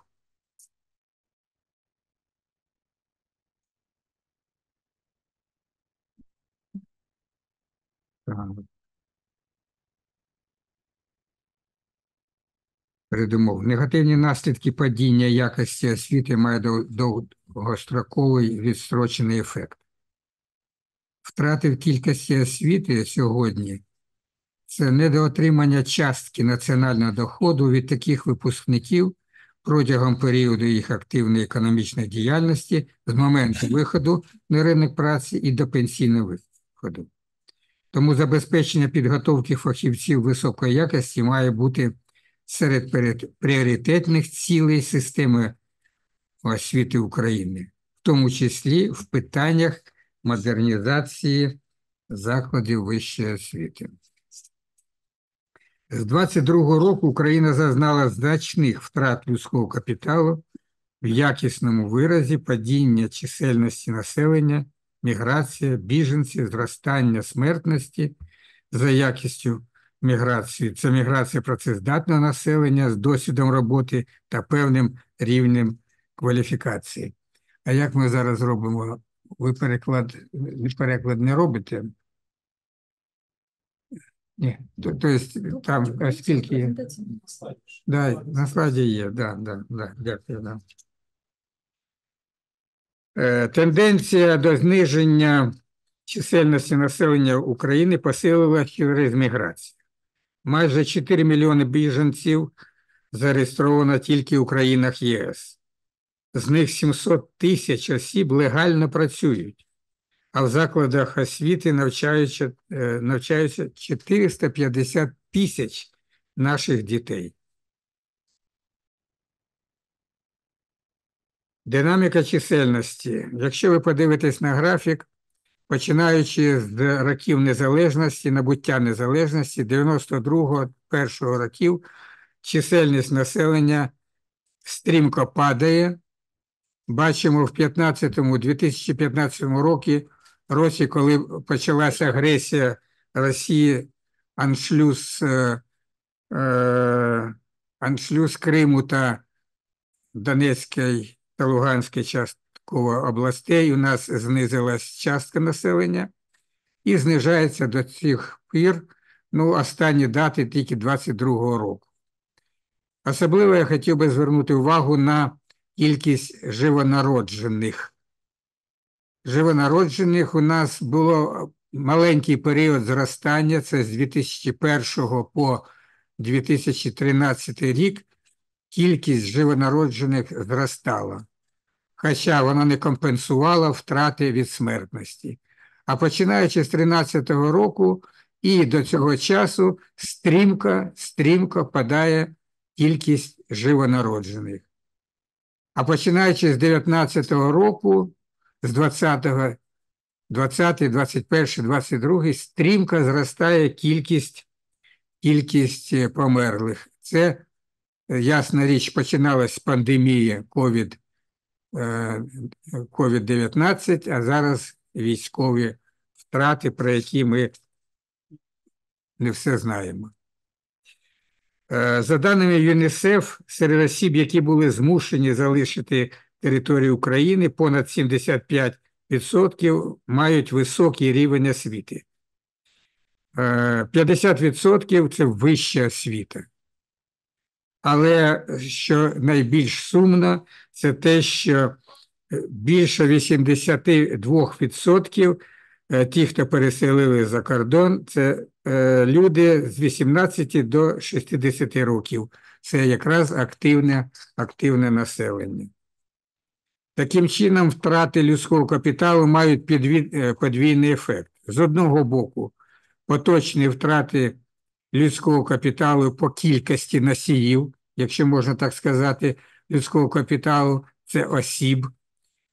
І з іншого боку, це втрати ресурсу, які сприяє якісній практичній підготовці, підвищення якості людського капіталу, оскільки навчання здобувачів освіти безпосередньо на робочому місці вкрай зараз складно, і передати їм свій досвід через т'ютерство, наставництво практично неможливо. Майже 4 роки в Україні освітній процес здійснюється в умовах пандемії та повномасштабної війни. Такі умови не могли не вплинути на результати навчання в школі. І в доросле життя практично наші діти виходять з 8 по 11 клас, мали обмежений доступ до освіти. Тільки незначна їх кількість засвоїла необхідний обсяг знань, вмінь та навичок для продовження навчання в вищих навчальних закладах чи закладах вищої освіти, так як ми кажемо, в університетах. Україна по результатам ПІЗа нарешті відновлена співпраця з цією організацією, яка заміряє результати навчання у дітей. У нас є суттєве погіршення показників з 2018 року. Еквівалент втрат. В читанні ми втратили 2 роки, з математики 1 рік, з природничих наук півроку. Таким чином, за 5 років у нас такі втрати. Це дуже серйозні втрати, і це каже про диференціацію населення, дуже серйозну диференціацію населення. Чому? Тому що ті батьки, які мали фінансові можливості і організаційні можливості дати достатню освіту своїм дітям через репетиторство, через навчання за кордоном, вони, так би мовити, це складає 1 рівень людей, і інші ті, які середні люди, які не могли дати це не за рахунок або втрат неможливості фінансувати репетиторство, або перевести їх в ті регіони, де є офлайн, ну, так скажемо, якісне навчання. Мережа закладів освіти, якщо казати, переходити до мережі якості освіти, це ми розмовляли про передумови, а тепер про мережу закладів освіти, то треба сказати, що, ясно, вони мають відповідати повоєнного відновлення економіки, і не тільки. Вони мають відповідати тим тенденціям, які є в зміні кількості населення і тих потенційних учнів, які хочуть навчатися. От у нас є така картина. Ми маємо констатувати, що в 2006, 2007, 2008 роках у нас був пік кількості кількості здобувачів вищої освіти. Це збігається з відкриттям великої кількості закладів вищої освіти, приватної форми власності і не тільки приватної форми власності. А якщо сказати про загальні цифри, то у нас на початку незалежності було 52 мільйони наших, так би мовити, жителів нашої України, а зараз ледь-ледь 30. А якщо порахувати більш детально, то і менше 30 мільйонів. А мережа закладів освіти залишилась та, яка була у ті роки. Якщо порівняти показники покриття мережі університетів в різних країнах, прошу звернути на такі показники, як рівень покриття або середня чисельність населення на 1 ЗВО. В Сполучених Штатах на 1 ЗВО чисельність населення 83 тисячі, в Німеччині майже 200 тисяч, у Франції також майже 200 тисяч, у нас 124 тисячі. Інакше кажучи, ми десь в 2 рази у нас менше, ніж у Франції і в Німеччині, трошки більше, ніж в Сполучених Штатах. Інший показник дуже показовий, прошу за тавтологію, це середня кількість здобувачів освіти на одне ЗВО, на 1 університет. В Штатах Сполучених це майже 5 тисяч, у нас 3500. Тоді як у Франції майже 6 тисяч, а у Німеччині майже 7 тисяч. Таким чином, об'єктивно, як би ми не хотіли, а треба скорочувати кількість ЗВО. Структура мережі європейських та українських ЗВО за кількістю здобувачів. Ми бачимо, що у нас до 500 кількості здобувачів з контингентом до 500 у нас 26,9%, тоді як в Європі 17%. Показовим є інший показник – понад 50 тисяч. В Європі це 1,55, у нас взагалі 0. Що стосується для ЗВО між 20 тисяч і 50 тисячами, у нас 2%, тоді як в Європі в середньому 10% таких ЗВО. У нас такий показник, і ще показник, як динаміка середньої чисельності здобувачів закладів освіти по рокам. Ми бачимо такий хвилеподібний процес.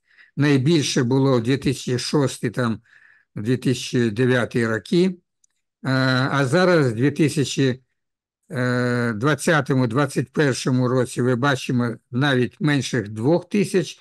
Зараз трошки в 2022-2023 невелике зростання. Як пам'ятаєте, там у нас були середні дані 3 тисячі на 1 ЗВО. Це ще раз підкреслює те, що скорочення неминуче.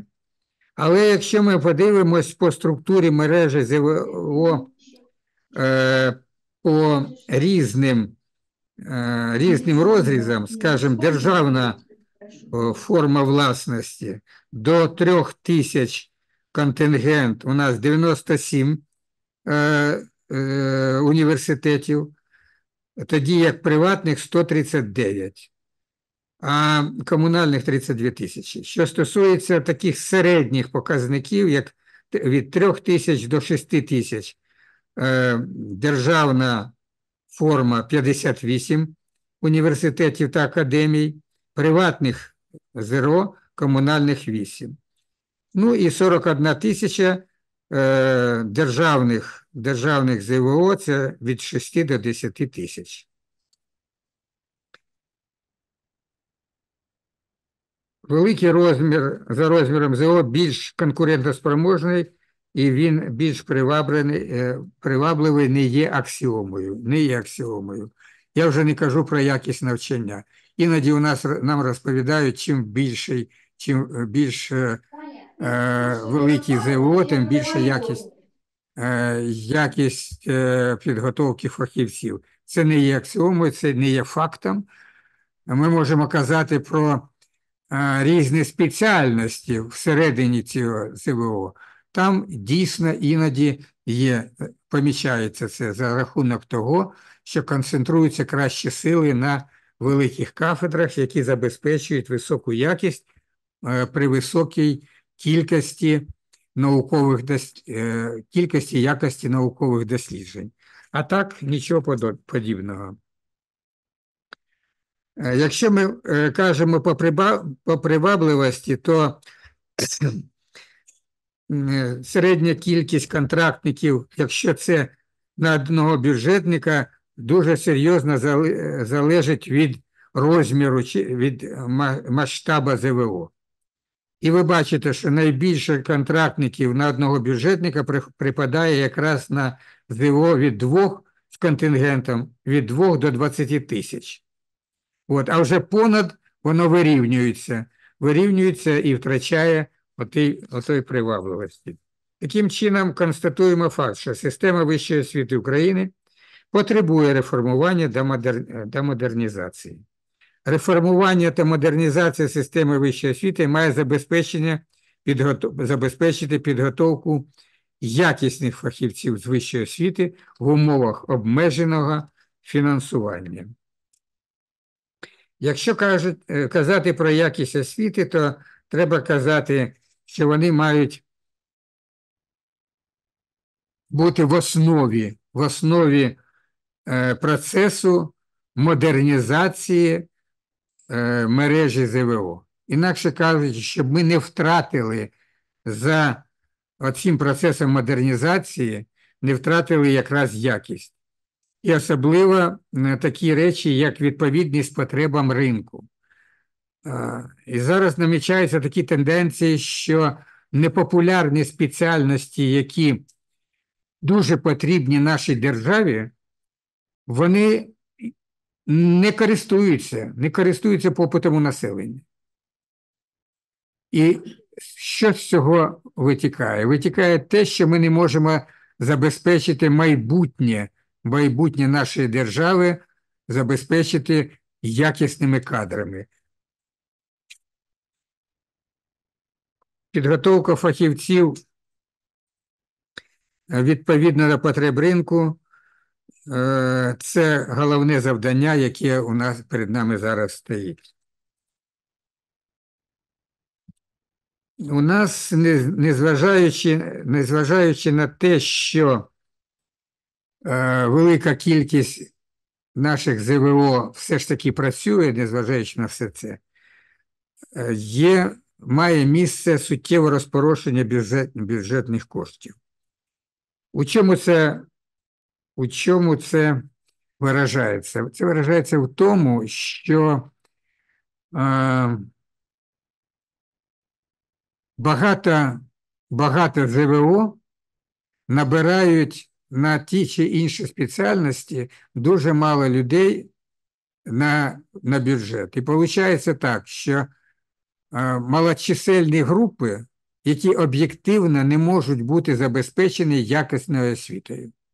Чому? Тому що з бюджету виділяється, умовно кажучи, 70 тисяч на рік на одного здобувача.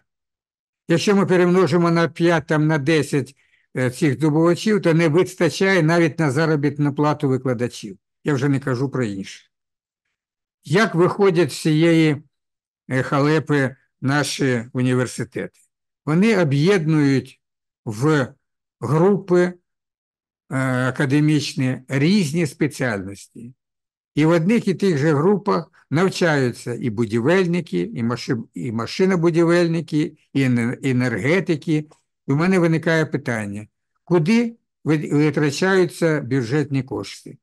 Це витрачається просто на утримання якихось університетів, і це шкодить, дуже серйозно шкодить якраз підготовки, якості підготовки фахівців. Ми підрахували, що за рахунок неякісного розподілу державного замовлення на рік 500 мільйонів гривень втрачається оцих бюджетних коштів. І випускається більше 30 тисяч таких бакалаврів, які навчалися як в церковно-приходській школі. Інакше всі разом навчалися по різним спеціальностям. На виході вони фактично не володіють спеціальностями. Це дуже серйозно, але ми свої пропозиції надали. І я сподіваюся, і міністерство наше запевняє, що з наступного року наші пропозиції будуть враховані для того, щоб підвищити якість системи державного замовлення в нашій країні. Якщо казати про розбалансування, це дійсно, територіальне розбалансування дійсно є, і прифронтовий регіон зазнає найбільших втрат. Відповідно для нього скоріше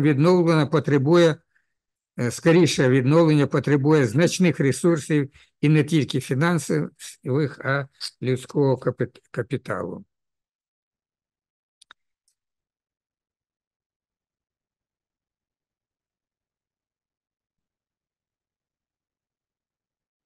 Якщо казати по залученню іноземних студентів, це таке дуже потужне джерело надходження до бюджету наших університетів і в кінцевому рахунку до бюджету нашої країни. Тому що коли іноземець приїжджає вчитися в нашу країну, він платить не тільки за контракт, а він платить за проживання, за харчування, за розваги і все таке інше. По нашим розрахункам це як мінімум треба помножити на 3. Інакше кажучи, якщо він заплатив за навчання 2000 євро на рік чи доларів на рік, то це приблизно виходить, що десь 6-8 тисяч він приносить нашій державі за рахунок фінансування в наш бюджет. Якщо казати по областям, ви бачите, що Харківський регіон, незважаючи ні на що, це на 23-й рік, у нас Харківська область займає 24% студентів іноземців навчається якраз в Харківській області. І я сподіваюся, що держава прийме таке законодавство, яке дозволить залучити ще додаткових наших студентів-іноземців, а не навпаки ставити бар'єри. І от про малочисельні групи, те, про що я казав. Дуже важливо, дивіться, кількість спеціальностей, за якими здійснюється підготовка. По ЗВО МОН України 115. З них в некомплектних групах навчається некомплектних груп 110. 95% практично навчається в некомплектних групах. Оце те, що я перед цим казав. Це фактично свідчить про те, дай Боже, що вони навчаються в великих ЗВО. От у нас, якщо у нас і є там 2-3 спеціальності з некомплектними групами, за рахунок того, що у нас є потужні набори по іншим спеціальностям, ми переформатовуємо наш бюджет і ми виплачуємо в повному обсязі, забезпечуємо заробітну плату викладачам, які вчать студентів в малокомплектних групах. У нас є такі університети в нашій країні, в яких 100% спеціальності, 100, вдумайтесь, всі спеціальності мають некомплектні групи. Тобто перекриття неможливе. От вам буквально зараз і є на такий критерій, який дозволяє об'єктивно скоротити мережу закладів освіти.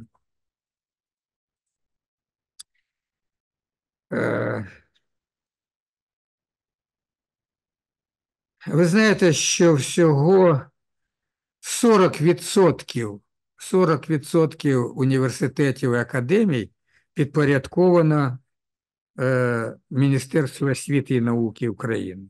40%.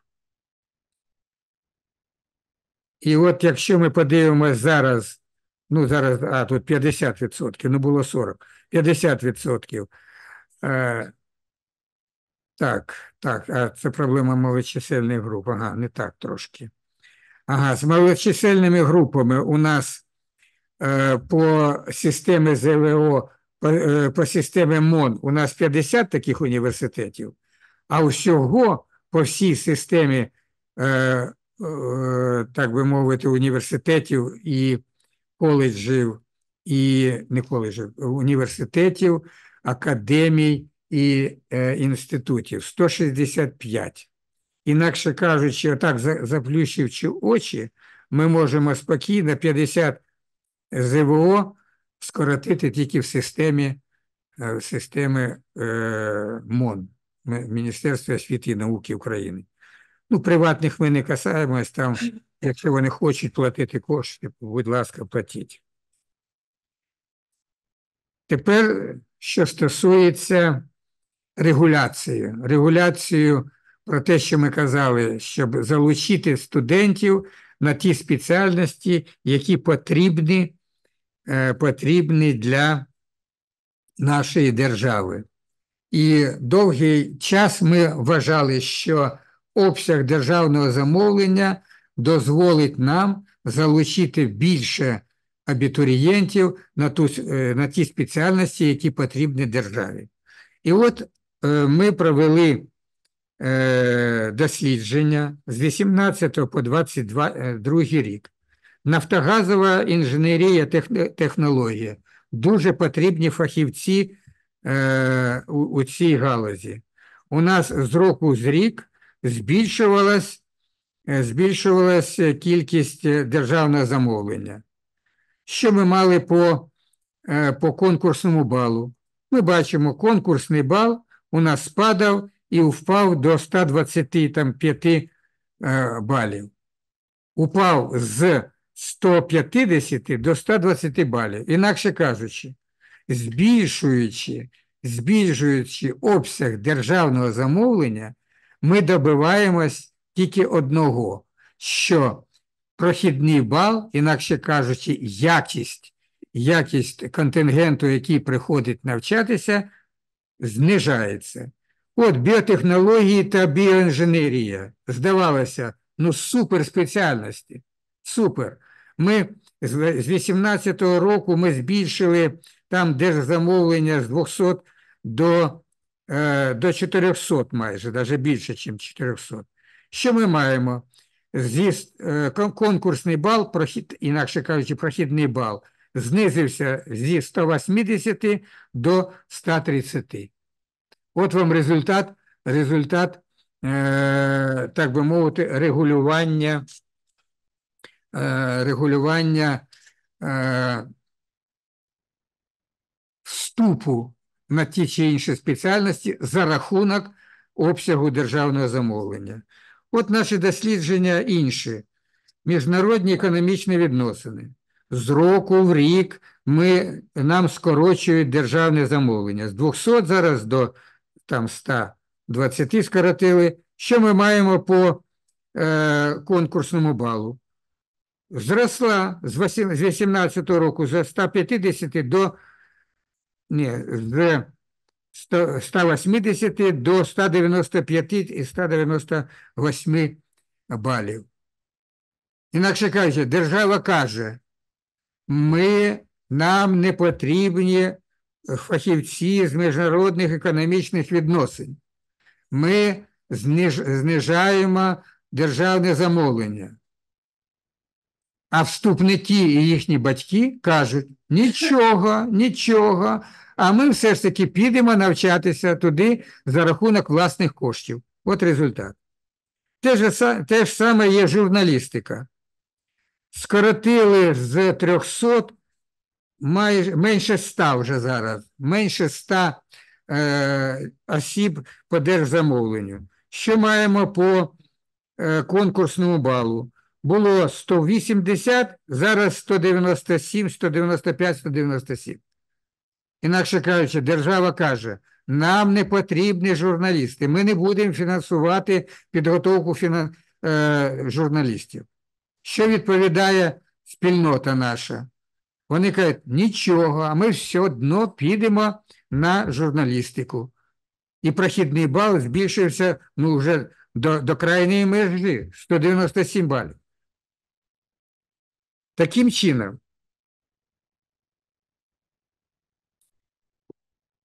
Таким чином, цей важіль не працює. Важливо забезпечити привабливість для вступників з тих спеціальностей, які дійсно потрібні державі. А я вам скажу, що оскільки немає зараз такої дієвої стратегії розвитку, війна, ми знаємо, яка стратегія розвитку, відновлення економіки має бути. Так от, які потрібні спеціальності? Приблизно ми з вами знаємо, незважаючи там на якусь стратегію, затверджена вона чи ні. Це і будівельники, це інженерія, це це біотехнології, про які я казав.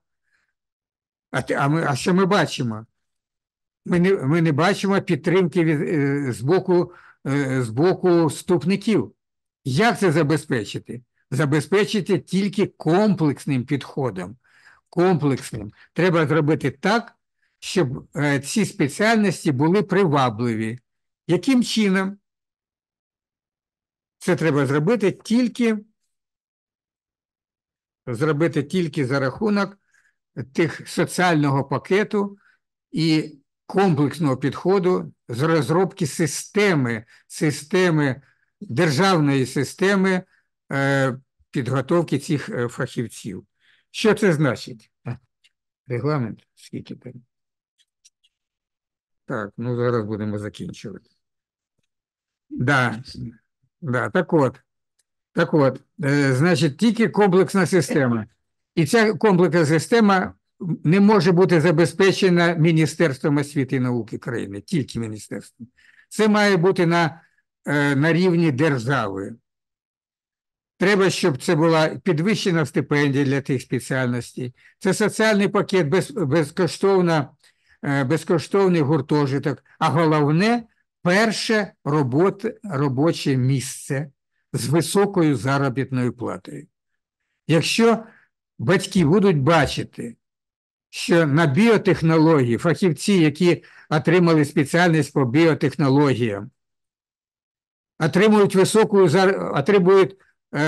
зразу перше робоче місце з високою зарплатою, з гарантією отримання кредиту на житло.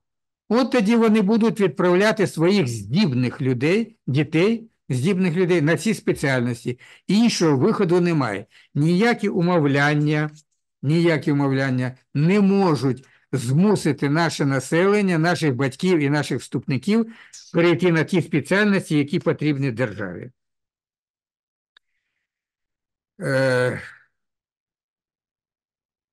От ми кажемо, треба, щоб бізнес інвестував в освіту і науку. Шановні колеги, це та ж розмова. Поки це не буде вигідно бізнесу, він не буде інвестувати в науку і в освіту. І такі, я вам скажу, важелі є. Їх треба, і знову таки, це не може зробити Міністерство освіти і науки України. Це тільки через законодавство, тільки на державному рівні це можна зробити і залучити таким чином. через удосконалення розподілу фінансування між ЗНО, давайте будемо трошки прискорювати.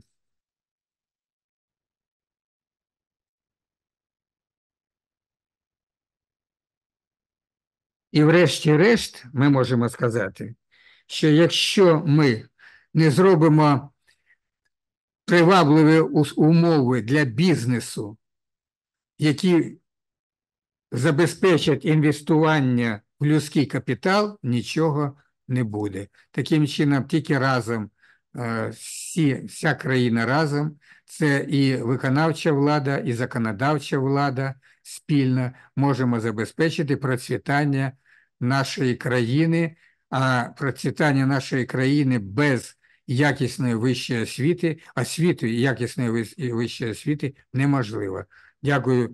Дякую за увагу. Прошу вибачення за невідповідь.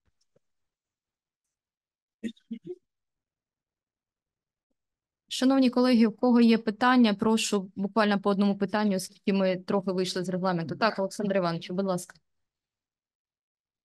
Олександр Кушка, Харківський національний економічний університет імені Семена Кузнеця.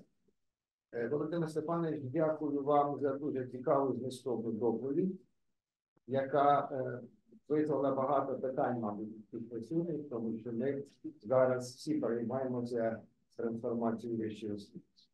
І в зв'язку з цим у мене такі два питання невеликі, але вони пов'язані між собою.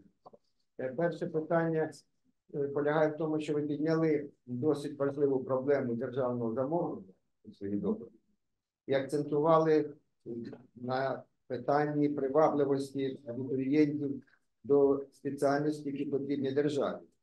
Отже, хотілося б почути від вас, які ви бачите механізми більш детально стосовно того, щоб цю привабливість підняти.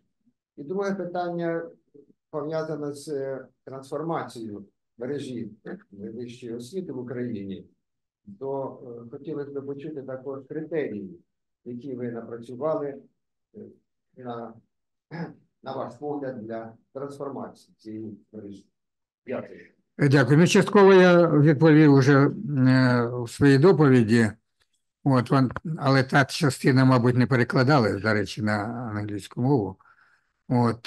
Це тільки соціальний пакет. Тільки потужний соціальний пакет дозволить переорієнтувати. Треба, щоб ота дитинка, яка бігає в перший, другий клас і показує здібності математичні або лінгвістичні, неважливо. Щоб батько подивився, чи батьки подивилися і сказали, ага, здібна людина в математиці, дитинка. А куди ж його йти? Ну, відправимо, давайте на інженерію. Дивляться, а скільки заробляють наші інженери? І він каже, ні, а куди ж йде? Давай в журналістику, там гроші йдуть.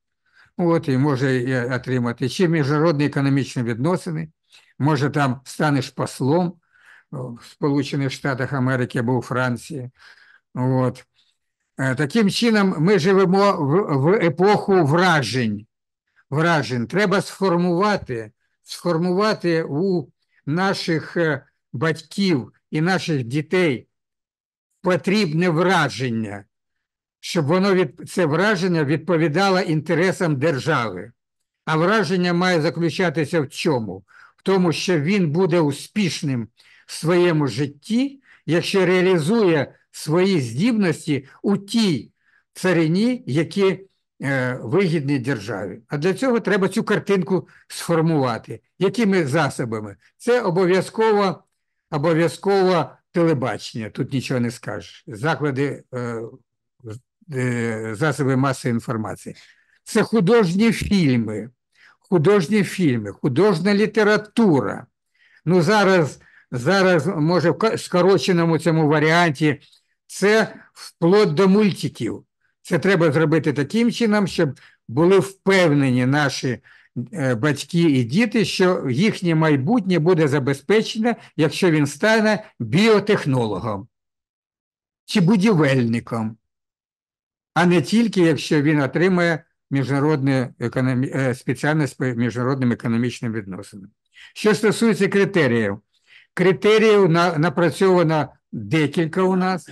Перший критерій, я вже вам сказав, треба не давати державне замовлення тим закладам вищої освіти за тими спеціальностями, які хронічно упродовж 2-3 років, а це легко зараз зробити, в ЄДЕБА це все видно, не давати їм в наступний рік таких державного замовлення. І через 2-3 роки буде відмирати, буде оптимізуватися, причому на об'єктивних основах мережа закладів вищої освіти. Не отримуючи підтримку державного бюджету, вони не будуть мати можливість хоч якось так фінансувати там діяльність ректорату і службовців.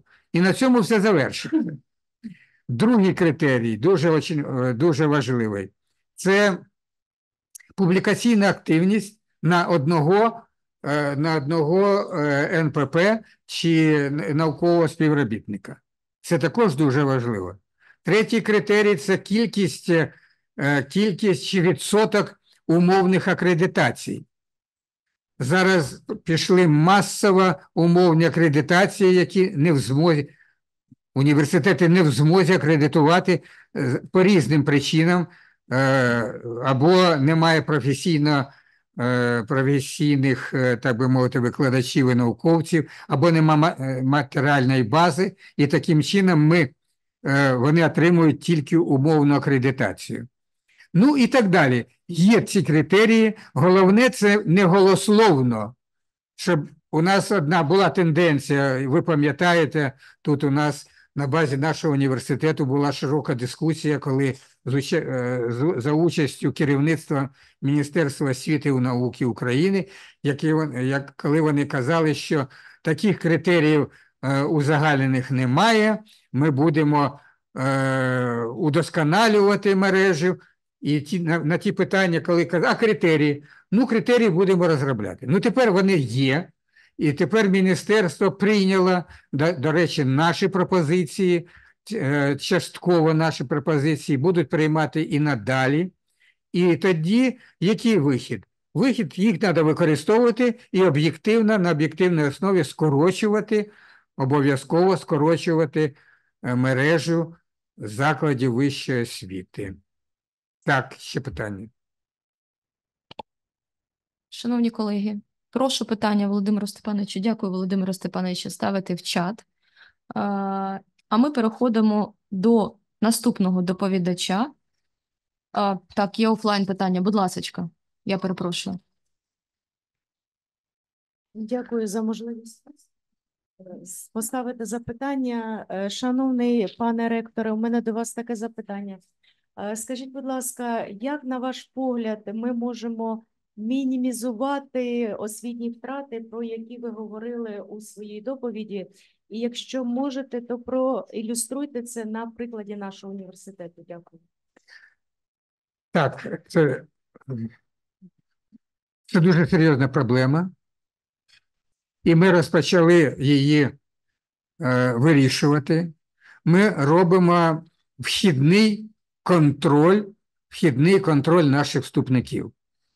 Інакше кажучи, коли пройшло зарахування, ми робимо тестування наших вступників з математики і з інформаційних технологій, і бачимо, робимо кластеризацію наших вступників, і для тих, які дійсно втрати дуже серйозні, це окремі завдання, факультативні, позакредитні,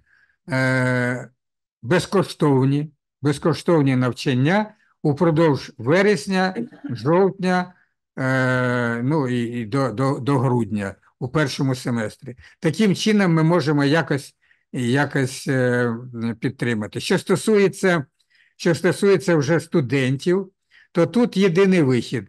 Треба індивідуальне навчання. Ті, хто хоче, звертаються на кафедрі, і кафедра допоможе підтягнути їхній рівень до того, щоб вони вже випускну роботу, дипломну роботу написали на високому рівні. Іншого виходу немає. Отак, якщо коротко. Дякую, Володимире Степановичу.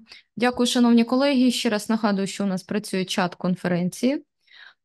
І я запрошую наступного доповідача. Це пан Річард Гріфіс, виконавчий директор Інституту культури, співпраці та менеджменту Технологічного інституту Флориді, Сполучених Штатів Америки. Будь ласка, шановний колего. And now we move on to the next speaker, Richard Griffith, Executive Director of the Institute for Culture, Collaboration and Management of the Florida Institute of Technology in the United States of America. Dear colleague, please, the floor is yours. Thank you. Thank you very much.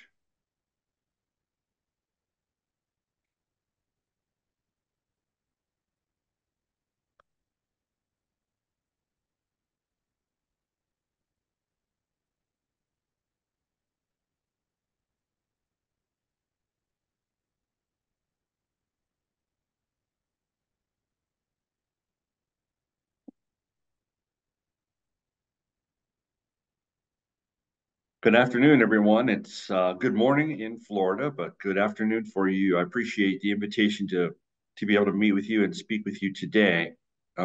So I was just recently ordering some roses for my mom for Mother's Day, which will be coming up here in the United States in just a few weeks. And it's always a wonderful time to be able to appreciate the time with your mother. So there's a lot of joy in those particular moments. But as I was preparing for this presentation, I read an article about a woman who didn't have such a positive experience with roses. So she was in her rose garden and picking some roses and had some sharp pain in her elbow. So she went to the doctor. And they were having a difficult time figuring out what the problem was, but the condition got worse. So they took her to the hospital. And 6 days later, she died of sepsis, an infection that caused her death. Now, when these horrible tragedies happen, we tend to think a little bit about what are the causes. So there's a lot of blame that can go around. We might look at the doctor and blame them for misdiagnosing the problem or poor healthcare in general, not being able to help the woman. But the real issue in this tragedy isn't about the diagnosis per se. I mean, the real issue is about the choice prior to picking those roses, and the real cause of the tragedy was that the woman wasn't wearing gloves. She didn't think about the issues that could arise in advance of the tragedy that occurred. We're going to talk about that today in terms of the choice of when we start to think about cross-cultural competence in the execution of our business strategy. Well, my name is Richard Griffith. I am the Executive Director of the Institute for Culture, Collaboration, and Management at Florida Tech in the United States. I'm going to talk to you briefly this morning about what are traditional cultural interventions, what we can expect from those interventions, and then chat with you about what might be an important move for your organization to start thinking about culture as a strategy, right, rather than as a tactic. And then I'm going to mention a few case studies in which the institute that I run has worked with some organizations in the area of culture at a strategic level, and should illustrate some of the concepts that I'm going to try to communicate. So when we think about cultural competence, usually any intervention that an organization is going to bring forward is due to a problem that occurs. So maybe there was a customer that is angry, or maybe there is some sales that are lost, or profit is down, or there's a lawsuit, and there's a reaction to those negative occurrences that happen. And usually what happens is the organization will invest in some training to try to improve the cross-cultural competence of the individuals that were involved in that accident. Okay. Is that a bad thing? Well, it's isn't going to cause it to be any worse, but it doesn't solve the problem. The problem has already occurred. So it's a reactive approach to trying to help the organization. And I think at the end of the day, organizations will spend a lot of money on these types of approaches, and they're not going to get the results that they want because they're thinking about cross-cultural competence as a band-aid, as a bandage for what is a problem that can occur, rather than thinking about it as a critical component of whatever business they're trying to conduct. And so in the institute that I operate, of course, we offer training, but we try to work with the executives prior to there being any problems and head the problems off so we don't see any problems at all, let alone have to try to fix any problems. And really, that is more of a strategic approach to cross-cultural competence that I think becomes important. And I can illustrate sort of an example of this. So some years ago, there was an executive who came to us and he was explaining his strategy of his company. They were trying to rapidly expand their sales in Saudi Arabia.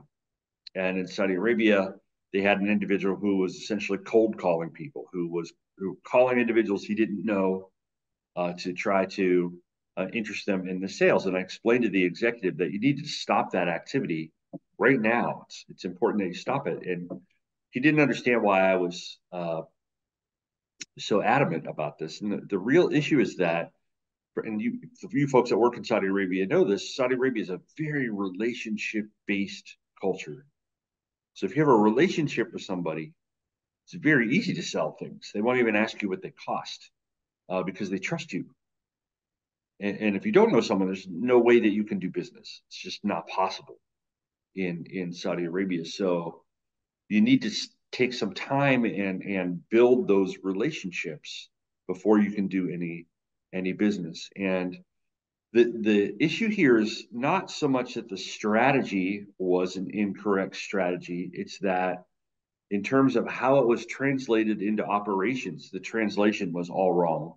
It was set up for what is a Western culture, not a Middle Eastern culture, not a culture in Saudi Arabia. So you would need to rethink the approach. So what would you do differently? Well, the very first thing that I would do would be to brief the executives on what are the consequences of the strategy, to let them know that we're going to need to go to Saudi Arabia for a long time to build relationships, and there's no revenue that's going to come in. So there's going to be a large expense right up front and a lot of time that is involved to open the market in Saudi Arabia. And if they have the slack resources to be able to do that, then that strategy may be an effective strategy. If you don't have the slack resources, well, then the timing for this particular strategy may be wrong. And you may need to think about when you have more resources to be able to do this. So there are some discussions that need to be happening at the executive level to make some decisions so that this initiative has a chance to be successful. If those discussions aren't happening at an executive level, then the strategy is absolutely going to fail. So we want to think about what is it we're trying to achieve in the country that we are working in, and then how can we achieve it given the cultural norms of that particular region, rather than trying to just recreate successes that have happened in our own culture, because that's not likely to be successful moving forward. There's going to be some problems that you will encounter. When we think about strategy, we're thinking about what are the long-term goals that the organization has. It's where we want to go. So it's the big picture. And you folks that are in the business school are well aware of this. When we start to move down the ladder in terms of actions that we take, the next level is operations. And those are usually the systems that we put in place that will then support what are the day-to-day tactics, the actions that each individual will take that supports the overall strategy. And what we have seen is that cross-cultural competence is usually viewed as a tactical solution. It's given at what are relatively low levels of the organization, usually through a human resource department, rather than what is some operational area of the business that is driving it. And what we see is that tactical interventions have very little influence in organizations. If you're going to have an intervention that has higher levels of influence, it needs to come from your executives, not from the human resource department. So we want to be thinking about cross-cultural competence in advance, and we want to think about who are the champions of these movements, which are usually going to be your executives. If you are thinking about it as a tactical solution through human resource development, then you're likely to have what are very small benefits from these kind of cross-cultural interventions. I'm going to explain to you a few types of projects that we have worked on at the strategic level to illustrate this, and then I'll take a short amount of time to take any questions that you may have. So we'll go through what are 3 case studies that look at cross-cultural competence at a strategic level. So some years ago, we were hired by the Orlando International Airport in Florida to be their cultural advisor for the development of what is a new airport. So the Orlando International Airport was built in the 1970s, and it was built to service about 20 million people a year. And well, the amount of people that go through that airport has grown drastically. So now there are about 50 million people that go through a year. So it's really crowded. So they needed to expand their airport, and they were interested in building what was a top international airport that could service people coming from all over the world. So I thought that was a fantastic goal. The very first thing I asked the executives when we were in our meeting was, okay, well, tell me what your goals are. What is being a top international airport mean to you? And they said, no, you tell us what that means. And I said, okay, well, this is a very serious set of executives here. We'll get to work on this. And we came back to them with what are world-class factors. What are some of the conditions that would be viewed as positive in airports? So one of them would be the speed through the airport. How fast can you travel through the airport? Another might be the cleanliness of the airport. And we came up with 7 of these factors. And we laid out what does a top airport look like for these executives. And then we started to explain where culture might impact people's perceptions of this airport. One of the very first things we had to look at was the design of the airport. So they took us in and laid out all of the blueprints and said, okay, what do we do next, Rich? And there are a number of physical elements to the airport that are impacted by culture. For example, one is perceptions of time. So some individuals view time as a fixed entity. Others view time much more fluidly. And when we start thinking about what does it mean to be late, there are differences in terms of perceptions of time. The same thing is true with standing in line, queuing. In many cultures, standing in line is completely the normal thing to do. People do it all the time. In some places in the world, that's not true.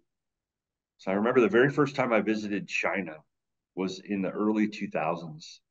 And I was quite shocked that people didn't stand in line when they wanted to get into the subway or when they were trying to get into a taxi cab. They just rushed to the front of the line. So you've got to have some norms that are there. But one of the biggest areas that occurred to me as we started to get into this project was the religious facilities that are set up in airports and how those would differ depending on the major world religions that would be traveling through the airport. And this was one of the very first things that we did, was help the Orlando International Airport design what were the religious facilities for their new terminal. And we found an individual who is the foremost researcher in the area of religious facilities in airports. His name is Professor Mokhtar. We had many conversations about what would we need to do to have a state-of-the-art religious facility in an airport that could service many world religions. We were given the task of being able to inspire everyone but offend no one. which obviously is a very difficult thing to be able to do when it comes to religion. And so this took us a long time to be able to dive into what would be, who would be traveling to the airports, what are those religions, what would be the requirements of the facilities, how do we put them all into what is, the same area, and be able to service what is a number of individuals. So culture started right into the physical layout of the airport, but it certainly didn't end there. There were many other things that we looked at. One of the things that we conducted for the airport is something that we call a cultural risk analysis. So what we try to do is examine what is the business that you want to conduct in a particular region of the world, and how can culture impact this business, and what would we do to be able to remove the influence of culture, or at least remove the barriers that culture might set up. So for instance, in the airport in Orlando, they were quite interested in opening up an air route from China directly to Orlando, Florida. And as you would expect, that would grow their revenue quite a bit, would allow them to expand their business. But it's not an easy thing to do. There's a lot of steps. And what we had to do was examine at every step, where could culture come into play and cause some problems? And then what would we do to be able to alleviate those problems? And this ended up being what is about a 50-page report that had recommendations that the airport would need to follow in order to be successful in bringing what was a Chinese a Chinese company into Orlando, Florida, to be able to service the clients in that particular region. And some of these elements are more concrete. So for instance, if you're working with a country that is in a different region in the world than you, well, of course, they're going to have different holidays. So that's something that can get in the way. So we let people know when the holidays would be occurring in China. In particular, Spring Festival, or what is often referred to as Chinese New Year, where the entire country shuts down. So there's no business that's going to be conducted because they're really spending time with their family. So that's sort of a hard factor, if you will. And then, other factors that come into play might come into the way that business is conducted. So for instance, if you are doing presentations in China, there are some subtle differences that can influence the effectiveness of your presentation. So we would need to make sure that anybody who would be doing those business presentations would be trained in this area. So the idea, again, is to identify what are the strategic actions that you want to take, what are the cultural barriers that can get in the way, and then what interventions would you put in place to be able to reduce the impact of those cultural barriers. One of the biggest areas in the airport that they wanted to improve was the customer experience in the airport. The idea was that we would have what is an ideal customer experience for everyone, no matter where they come from in the world. Some of you that have traveled for the conference may have gone through Changi Airport in Singapore, and this is usually referred to as the best airport in the world. And it is an amazing experience. For those of you that haven't been there, there are golf courses, movie theaters, there are forests inside of this airport. There's a waterfall that comes through the ceiling. It's an amazing, amazing facility that you can go through, and the customer experience is phenomenal. Okay? So if you want to improve the customer experience, then Changi is a great benchmark for your organization. Now, if you want to benchmark your organization, typically that would be done through what would be some surveying, but the surveys weren't available for Orlando International Airport. So what we had to do was get this data in a non-traditional fashion. And the way that we did this was by scraping data from social media sites. So we went and got reviews of all existing airports in the world, from Facebook reviews and from Google reviews. And there were hundreds of thousands of these reviews that we needed to be able to examine. So we ended up using what were some machine learning methods to be able to do this, to sort all of the reviews into those world-class categories, to be able to see how people were satisfied with the airport, what they were dissatisfied with, what were things that we would need to be able to change. So we were taking a big picture view of the airport, over a number of years before we set out the strategy. We were informing the strategy at a very high level using the social media analysis. Another thing that we needed to be able to do is anytime that you're going to be able to impact change, you want to make sure that you're paying attention to your change management as well. So anytime change happens in organizations, there are usually unintended consequences that can occur. So we needed to be able to manage those as well in the airport, so they were experiencing the positive change that they had expected to see without seeing any of the negative change. And one of the big change strategies that I usually use is to be able to assess the commitment of the executive team once they've got into the project. Everybody wants a fantastic project to begin with, but they often don't realize how much work it's going to take, or how much money it's going to take, or how much time it's going to take. Once they get into it, now we can have a conversation and say, is that still your goal? Or should we examine this goal and think about modifying your goal, the overall outcome that you're trying to achieve? So we had to kind of work the airport through the change management strategy, as well as some of the interventions that we put in place. So what are the real world consequences when you look at culture at a strategic level? Well, for the airport, they were very clearly financial consequences. And the data shows that an individual, a traveler that's traveling internationally that is happy will spend $8 more a day, or roughly €8 more a day than someone who is unhappy. There are more than 100,000 people that go through that airport a day. So if you do the math very quickly, you can see that there's almost $500 million that can be gained or lost by making sure that people that are traveling through the airport are having a positive experience. $500 million is a lot of money. That's enough to grab an executive's attention. So there were definite real world financial consequences to this particular cultural intervention that we had. Another stakeholder that we work with is the United States Army Special Forces. Many of you may be aware of this unit. It's a relatively small unit. They will parachute in behind enemy lines with only the equipment that they have on their back, with the goal of being able to make a connection with other militaries around the world to be able to help them achieve their mission.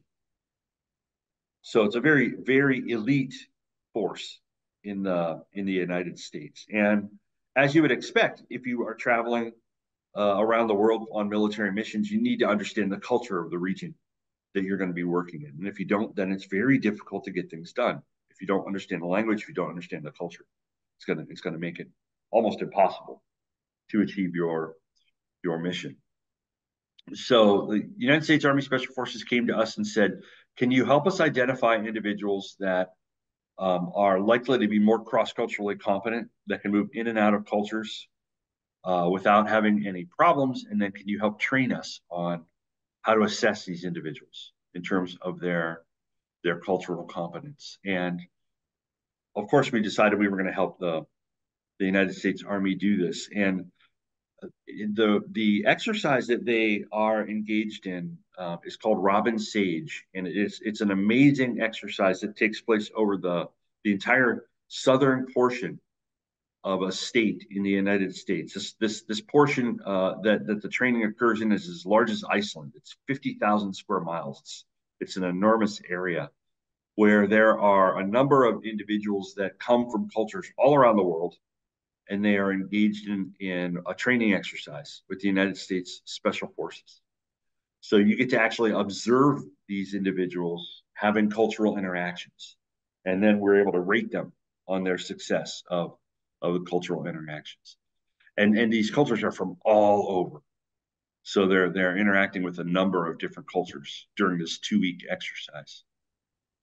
But I don't have to tell you, you folks are going through what is a very difficult time right now. And so war is an awful thing.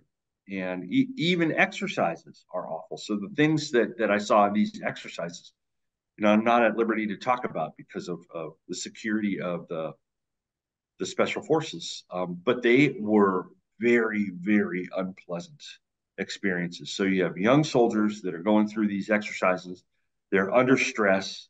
We have to see how they're reacting to these cultural cues. And at the end of the day, those individuals that do well move on. Those that are not doing well then move out of the special forces and go back to their units. What are the real world consequences for this case study? Well, it's not always about money. I think that's one of the things people think about is, we're going to save money. And in this case, it's about people's lives. So I was a soldier as a young man. I was in the United States Army. I've lost friends in war, and it's a painful, awful thing to lose friends. If you scale this issue, to a higher level, then you're not just talking about losing your friends. You're talking about national security.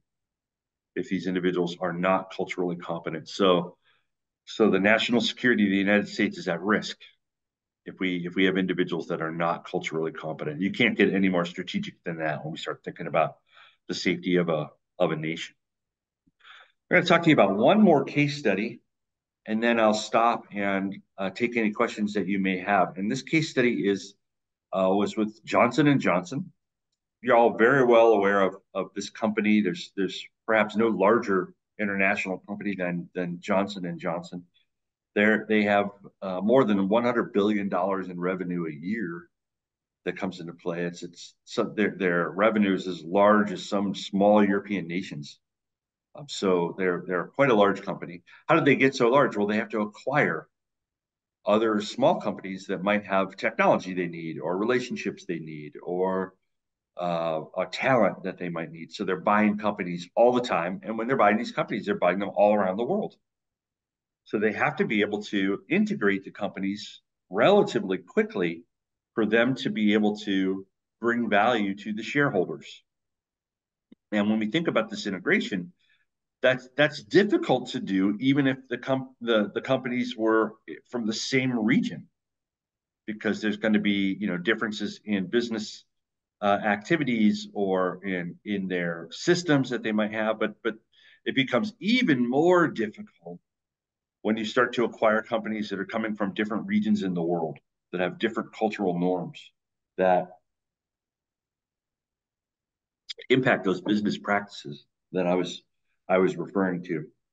So I'll give you an example. Johnson & Johnson was acquiring a Japanese company. And when you take a look at Japanese business practices, they're quite different than practices in the West. Probably one of the most different practices is in decision-making. Decisions are made very slowly in Japan. In the West, we typically think about decision-making as being rapid, something that we want to happen fast so that we can stay competitive. But in Japan, the issue is that you don't want to cause any disruption in the harmony of the group that you have. So rather than having a meeting where there might be some disagreements, the executives would go around and meet the other executives individually to find out what their decision would be. And they would never bring the decision to the full group until they have the support of the key people in the room. So this slows the process down quite a bit. And it looks very different than it does in the West. If you were unaware of this and you tried to speed the decision-making up, it's going to cause conflict. And then people are going to lose face, and they're likely to withdraw from the organization. So this is just an example. There are hundreds of things that can be problematic when we are trying to acquire a company that is from a different region in the world. And decision making can have quite a bit of impact, but there are others that would have even more impact than the decision making that is made. What are the real world consequences of this intervention? Okay? Of course, there are financial consequences that can occur with a company as large as Johnson & Johnson, but there are larger strategic issues at play, and I'll kind of point some of these out to you. So it was a few years ago, I had a heart condition that put me into the hospital, and I died I had a period of time where my heart had stopped functioning. And luckily, you know, there was some interventions that occurred. I had good doctors and the hospitals were very helpful, and I was able to get a full recovery. It took a long time, but I was able to recover from this cardiac event. Just shortly after that, my father died. And he was not as lucky as I was in terms of the medical interventions. So he wasn't able to come back. And you know, if I could describe the pain that my family went through, it was just tremendous. Well, this is all during the period of time that COVID had hit. During the period of COVID in the United States, the estimates are that 7 million people died from that disease. So when we think about the pain and suffering that occurred because of one medical challenge, it's enormous. It's absolutely enormous. So when we think about the outcomes of trying to help Johnson & Johnson acquire a company quickly, it's not just about money, it's about people's health. And it's a large number of individuals that are impacted by this. When I was working with Johnson & Johnson, I was talking to their executive team, and they explained to me that diversity issues, global diversity issues, had slowed down the rollout of a medical device that they were creating by 1 year. So if we think about the amount of death that can occur in 1 year, that's the cost of not being cross-culturally competent for a company like like Johnson & Johnson. So yes, I could lay out what are the economic costs, and they would be enormous. It'd be in the billions of dollars. Okay, but the cost in lives is even greater that can occur. So these are not small issues. These are large strategic issues. And when you have these kind of strategic issues, you need to be thinking at a strategic level to be able to address these issues. Okay. So in summary, you know, I had a chance to talk to you a little bit about what are the traditional interventions that we would see, a switch to what it would be a more strategic mindset, and then was able to introduce a couple of examples of projects that we have worked on where we were able to address culture at a strategic level. So with that, what I'm going to do is go ahead and take any questions you may have. I see, Tatiana, you have your electronic hand is up, so I'm assuming you have a question. Thank you very much, Professor Griffiths. I'm Tatiana Lipeyka. I'm a professor and head of management and business department at Семена Кузнеця, Kharkiv National University of Economics. So I want to express my gratitude and delightness to all my colleagues who organized this big scientific conference in our unbreakable city, Kharkiv, and in our university in such a difficult time. And so my question for you, Professor Griffiths, is about things which is very sensitive and important for majority of Ukrainian scientists. What is your main provisions or guesses about the challenges and possibilities of the cross-cultural models, thoughts, and in this area for the Ukrainian future business model, which suits mostly well in this wartime and in the post-war rebuilding of the Ukrainian economy? Thank you. Thank you very much for that question. I think that's you're right. That's a very sensitive question, and to me the largest challenge when it comes to thinking about culture is that it's usually an advanced initiative in that you have to take care of what are your basic needs first. So for instance, the Orlando International Airport, when I was working with them, COVID hit. And their traffic dropped 97% because of COVID. If your revenue drops 97%, that's not a time to think about culture. That's a time to stop the bleeding. You have business that you have to conduct. To me, one of the biggest challenges for Ukrainian businesses and Ukrainian organizations will be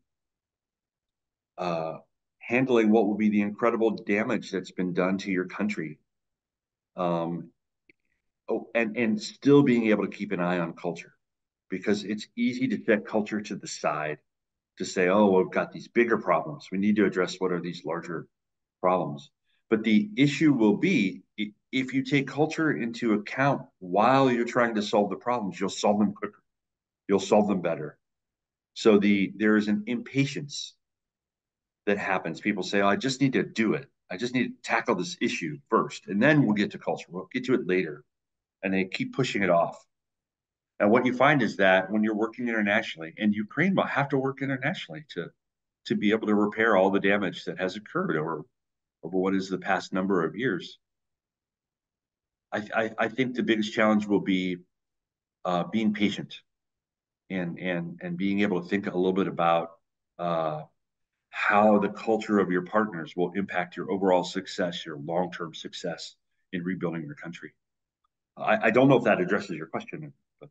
Yeah, it's addressed, but maybe it's an issue for some joint scientific project, how to investigate what are the features and issues in this area for the Ukrainian rebuilding.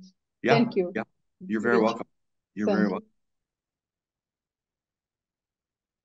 Шановні колеги, дякую за дискусію. Якщо у когось ще залишились запитання до пана професора, прошу ставити їх у чат. Dear colleagues, thank you for the discussion. We express our thanks to distinguished Dr. Griffith for such a bright and illustrative presentation. Thank you very much.